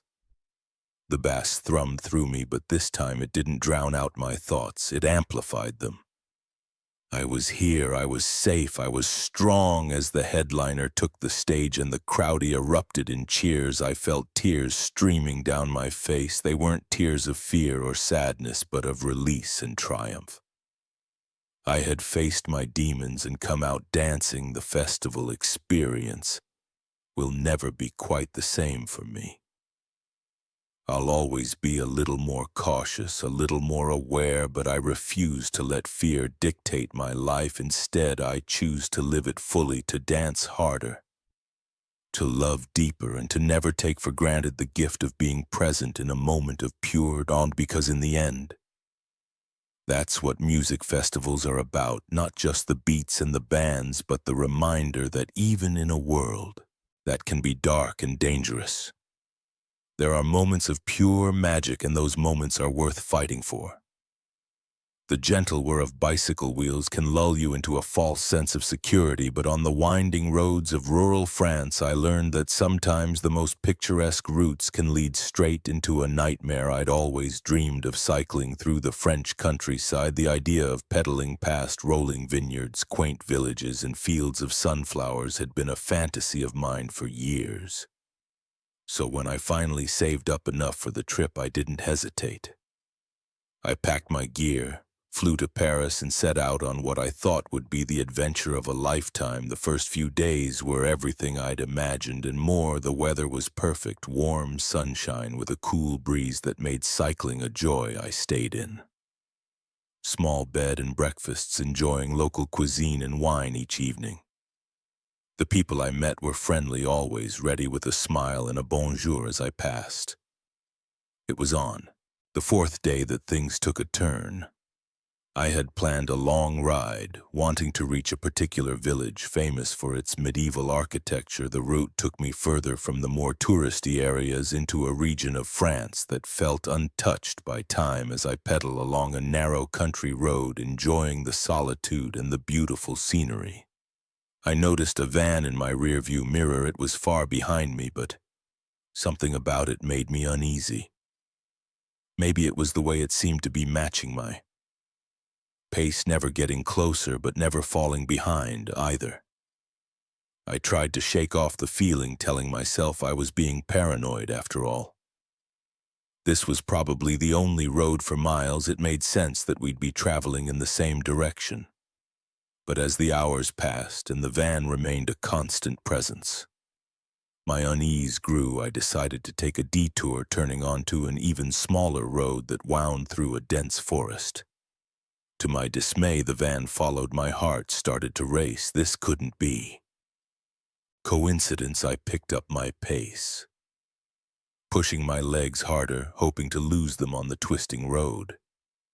But the van kept up, the sound of its engine growing louder as it gained on me. Panic started to set in. I was alone in a foreign country on a deserted road, being pursued by unknown assailants. My mind raced with possibilities, each more terrifying than the last. Were they thieves, kidnappers, something worse? I spotted a gap in the trees and made a split-second decision. I veered off the road, plunging into the forest. Branches whipped at my face as I struggled to control my bike on the uneven ground behind me. I heard the screech of brakes and car doors slamming. "She went into the woods," a man's voice shouted in accented English. "Spread out and find her." Terror gave me strength I didn't know I possessed. I pedaled furiously, ignoring the burning in my legs and lungs. The forest was dense, the ground treacherous. More than once I nearly lost control, the bike skidding on loose leaves and exposed roots. I could hear them crashing through the undergrowth behind me. Their shouts growing closer. I didn't dare look back, focusing all my energy on moving forward, on escaping after what felt like hours, but was probably only minutes. I burst out of the forest onto another road without hesitation. I turned and started pedaling again, my legs screaming in protest. I had no idea where I was or where this road led. But anywhere was better than back there. As I rode, I tried to make sense of what was happening. Who were these people? What did they want with me? I ran through everything I'd done in the past few days, trying to think if I'd somehow offended someone or witnessed something I shouldn't have. But nothing came to mind. The road began to climb a steep hill that had me gasping for breath, but fear kept me going at the top. I allowed myself a quick glance back. My heart sank as I saw the van in the distance steadily gaining on me. I flew down the other side of the hill, taking the curves at dangerous speeds. The wind whipped past me, bringing tears to my eyes. I was going faster than I ever had on a bike, but it still didn't feel fast enough. As I rounded a bend, I saw something that made my heart leap. A small town in the distance. Civilization, safety. I pushed harder, willing my exhausted body to keep going just a little longer. I barreled into the town square, nearly colliding with a group of startled tourists. Ignoring their shouts of surprise, I spotted a police station and made straight for it. I practically fell off my bike at the station steps, stumbling inside with legs that felt like jelly. The officer at the desk looked up in alarm as I burst in, wildly and gasping for breath. "Help!" I managed to choke out between gulps of air. Someone chasing me. The next few hours passed. In a blur, I gave my statement to the police, describing the van and the men as best I could. They sent out patrols to search the area but found no sign of my pursuers. As the adrenaline wore off, the full impact of what had happened hit me. I broke down, sobbing uncontrollably. The female officer who had taken my statement wrapped a blanket around my shoulders and pressed a cup of sweet tea into my hands. "You're safe now," she said gently in heavily accented English. "We will find these men," but they didn't, despite an extensive search and investigation. No trace of the van or the men was ever found. The police had theories. Maybe they were part of a human trafficking ring or thieves targeting tourists. But without more evidence, it was impossible to know for sure. My idyllic cycling trip had turned into a nightmare. I couldn't bring myself to get back on the bike. The very thought of those quiet country roads, once so appealing, now filled me with dread. I cut my trip short, flying home a week early. Back home, I struggled to readjust. The incident had shaken me to my core. I jumped at every sudden noise, flinched whenever a van drove by. Sleep was elusive, plagued by nightmares of endless chases through dark forests. It took time and therapy, but slowly I began to heal. I learned coping mechanisms for my anxiety and worked on rebuilding my sense of safety. But the experience had changed me in fundamental ways. I couldn't look at a bicycle the same way anymore. The freedom and joy it once represented were tainted by memories of fear and helplessness. It was months before I could bring myself to ride again. And even then, only in busy areas where I felt safe. As time passed, I started to share my story. At first, it was just with close friends and family. But eventually, I found the courage to speak at travel safety workshops. I wanted to warn others about the potential dangers, to encourage them to be cautious without letting fear stop them from exploring the world. It wasn't easy to relive that day, to see the shock and horror on people's faces as I recounted my experience. But it was also cathartic. Each time I told the story, it lost a little bit of its power over me. A year after the incident, I made a decision that surprised even me. I was going back to France, not to cycle this time, but to face my fears head-on. I returned to the same region, drove those sea roads that had once been the backdrop to my terror. It was harder than I expected. Every van I saw made my heart race. Every stretch of quiet road brought back memories of that desperate flight through the forest. But with each mile I drove, each village I visited, without incident, I felt a little stronger. On my last day, I found myself in the town where I'd finally found safety.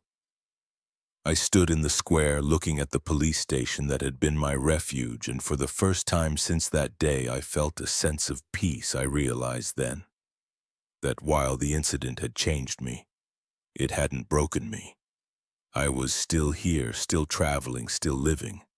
The men in the van had taken my sense of security, but they hadn't taken my spirit. As I flew home from that second trip, I felt a shift inside me. The fear was still there, a quiet presence in the back of my mind, but it no longer controlled me. I had faced it, acknowledged it, and moved forward despite it. I may never cycle alone through the French countryside again, but I won't let that one terrifying experience define me or limit my life. Instead, I choose to focus on the beauty I saw, the kindness of the people who helped me, and the strength I found within myself, because in the end, that's what travel is about. Not just seeing new places, but discovering new parts of ourselves. Sometimes those discoveries come from moments of joy and wonder.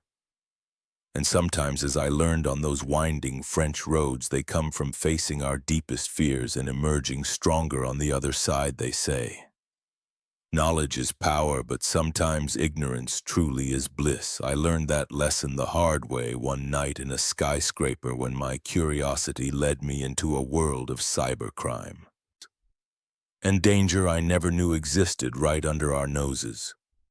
I've always been a night owl, which is why I didn't mind the late shifts at my IT job in one of the city's tallest skyscrapers. There was something peaceful about working while the rest of the world slept, troubleshooting network issues and keeping the digital heart of the building beating. It was on one of these quiet nights that everything changed. I was tracking down the source of some unusual network activity, the kind of thing that usually turns out to be an employee streaming movies or running a Bitcoin miner on company time. But this was different. The traffic was coming from an unused floor one that had been closed off for renovations for months. At first, I thought it was just a glitch in the system.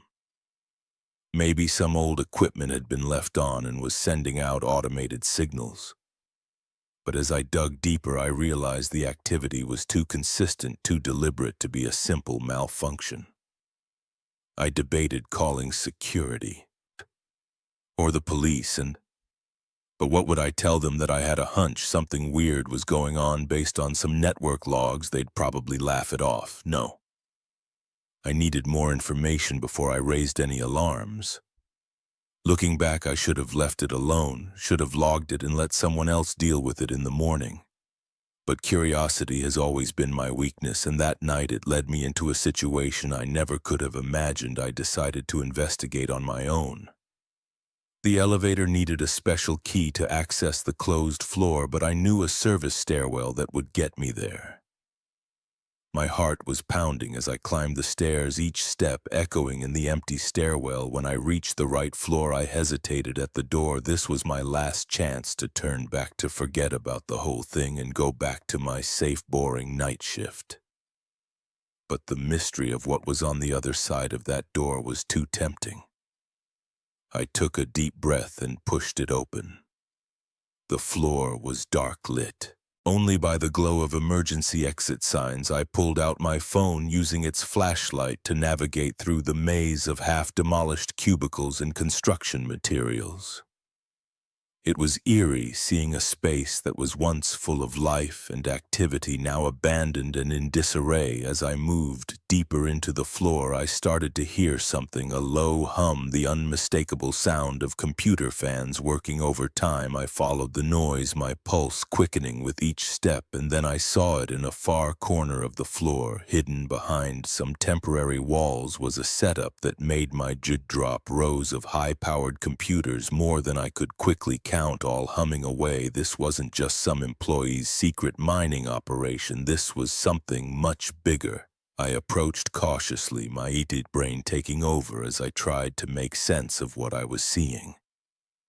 These weren't ordinary computers. They were custom-built, optimized for processing power, and they were all connected to a central hub, a sleek black box that I didn't recognize. As I leaned in for a closer look, I heard something that made my blood run cold, voices and footsteps coming from the stairwell. Panic set in. I looked around frantically for a place to hide, finally ducking behind a stack of drywall just as the door opened. "I'm telling you, someone accessed the network," a man's voice said, tense and angry. "We need to find out who it was and shut them up."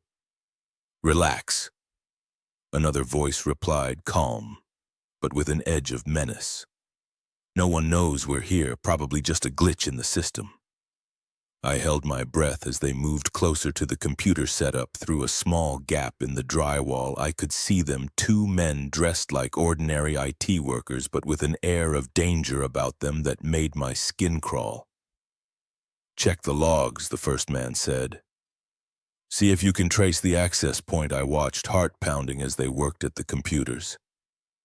I knew it was only a matter of time before they traced the activity back to my workstation. I had to get out of there, but as I was planning my escape, I overheard something that made me freeze. "The attack is scheduled for midnight tomorrow," one of them said. "Once we're in their systems, we'll have control of everything. Power grids, traffic lights, emergency services. The city will be ours." I couldn't believe what I was hearing. These weren't just hackers or crypto miners. They were cyber terrorists planning an attack that could paralyze the entire city. I knew I had to do something, but what I was trapped, outnumbered, and way out of my depth. One wrong move and I'd be discovered, and I had no doubt these men wouldn't hesitate to silence me permanently. For what felt like hours, I remained motionless, barely daring to breathe as the men worked my legs, cramped, my back ached, but fear kept me still. Finally, mercifully, they seemed satisfied that their security hadn't been breached. "Come on," one of them said. "We need to finish the preparations. We'll do one final check in the morning." I waited until I couldn't hear their footsteps anymore before I allowed myself to move. My entire body was shaking as I emerged from my hiding spot. I knew I had to act fast. In a few hours, the morning shift would arrive, and my chance to stop this would be gone. But what could I do? I couldn't go to the police by the time they took me seriously and got a warrant. It might be too late, and I couldn't confront the hackers directly. I was an IT guy, not a hero. Then it hit me. I might not be able to stop them physically, but I could fight them on my own turf, the network. I rushed back to my workstation, my mind racing. I had to find a way to disrupt their operation without alerting them. It was a digital tight RPP walk, and one false move could send everything crashing down. For the next few hours, I worked feverishly, using every trick and hack I knew. I created False trails rerouted their traffic and slowly but surely began to undermine their system from within. It was like a chess game where my opponent didn't know we were playing and every move could be my last. As the sun began to rise, casting long shadows through the office windows, I finally felt like I had made some progress. Their system was in disarray, their attack delayed if not entirely derailed, but I knew it wasn't enough. They would eventually figure out what had happened and find a way around my sabotage. I needed help, but I had to be careful if I went to the wrong person. It could tip off the hackers. Then I remembered Sarah, a colleague who worked in cybersecurity for the company. If anyone would believe me and know what to do, it would be her. I called her personal number, praying she would pick up. When she answered, groggy and confused, I blurted out everything in a rush. To her credit, she listened without interruption, and I could almost hear her mind shifting into high gear. "Stay where you are," she said finally. "I'm calling in some favors. Whatever you do, don't let anyone know what you've discovered." The next few hours were the most stressful of my life. I continued my digital guerrilla warfare against the hackers, while jumping at every sound, convinced that at any moment they would discover what I had done and come for me. Just when I thought I couldn't take the tension anymore, the elevator dinged. I braced myself, ready for the worst, but instead of angry hackers, I saw Sarah stepping out, flanked by serious-looking men in suits. "FBI," one of them said, flashing a badge. "We're going to need you to tell us everything." What followed was a whirlwind of activity. The building was quietly evacuated, my closed floor swarmed by agents. I told my story over and over to increasingly higher-ranking officials. By nightfall, the hackers had been apprehended. Caught completely off guard by the raid in the days that followed, the full scope of what I had stumbled upon came to light. The hacking group had infiltrated not just our building, but others across the city, setting up a network that would have allowed them to the city's infrastructure. My late-night curiosity and quick thinking had prevented a catastrophe. There was talk of commendations, of job offers from shadowy government agencies. But all I could think about was how close we had come to disaster, and how many other threats might be lurking in the dark corners of our digital world. The experience changed me. I couldn't look at a computer network the same way anymore, always wondering what secrets it might be hiding.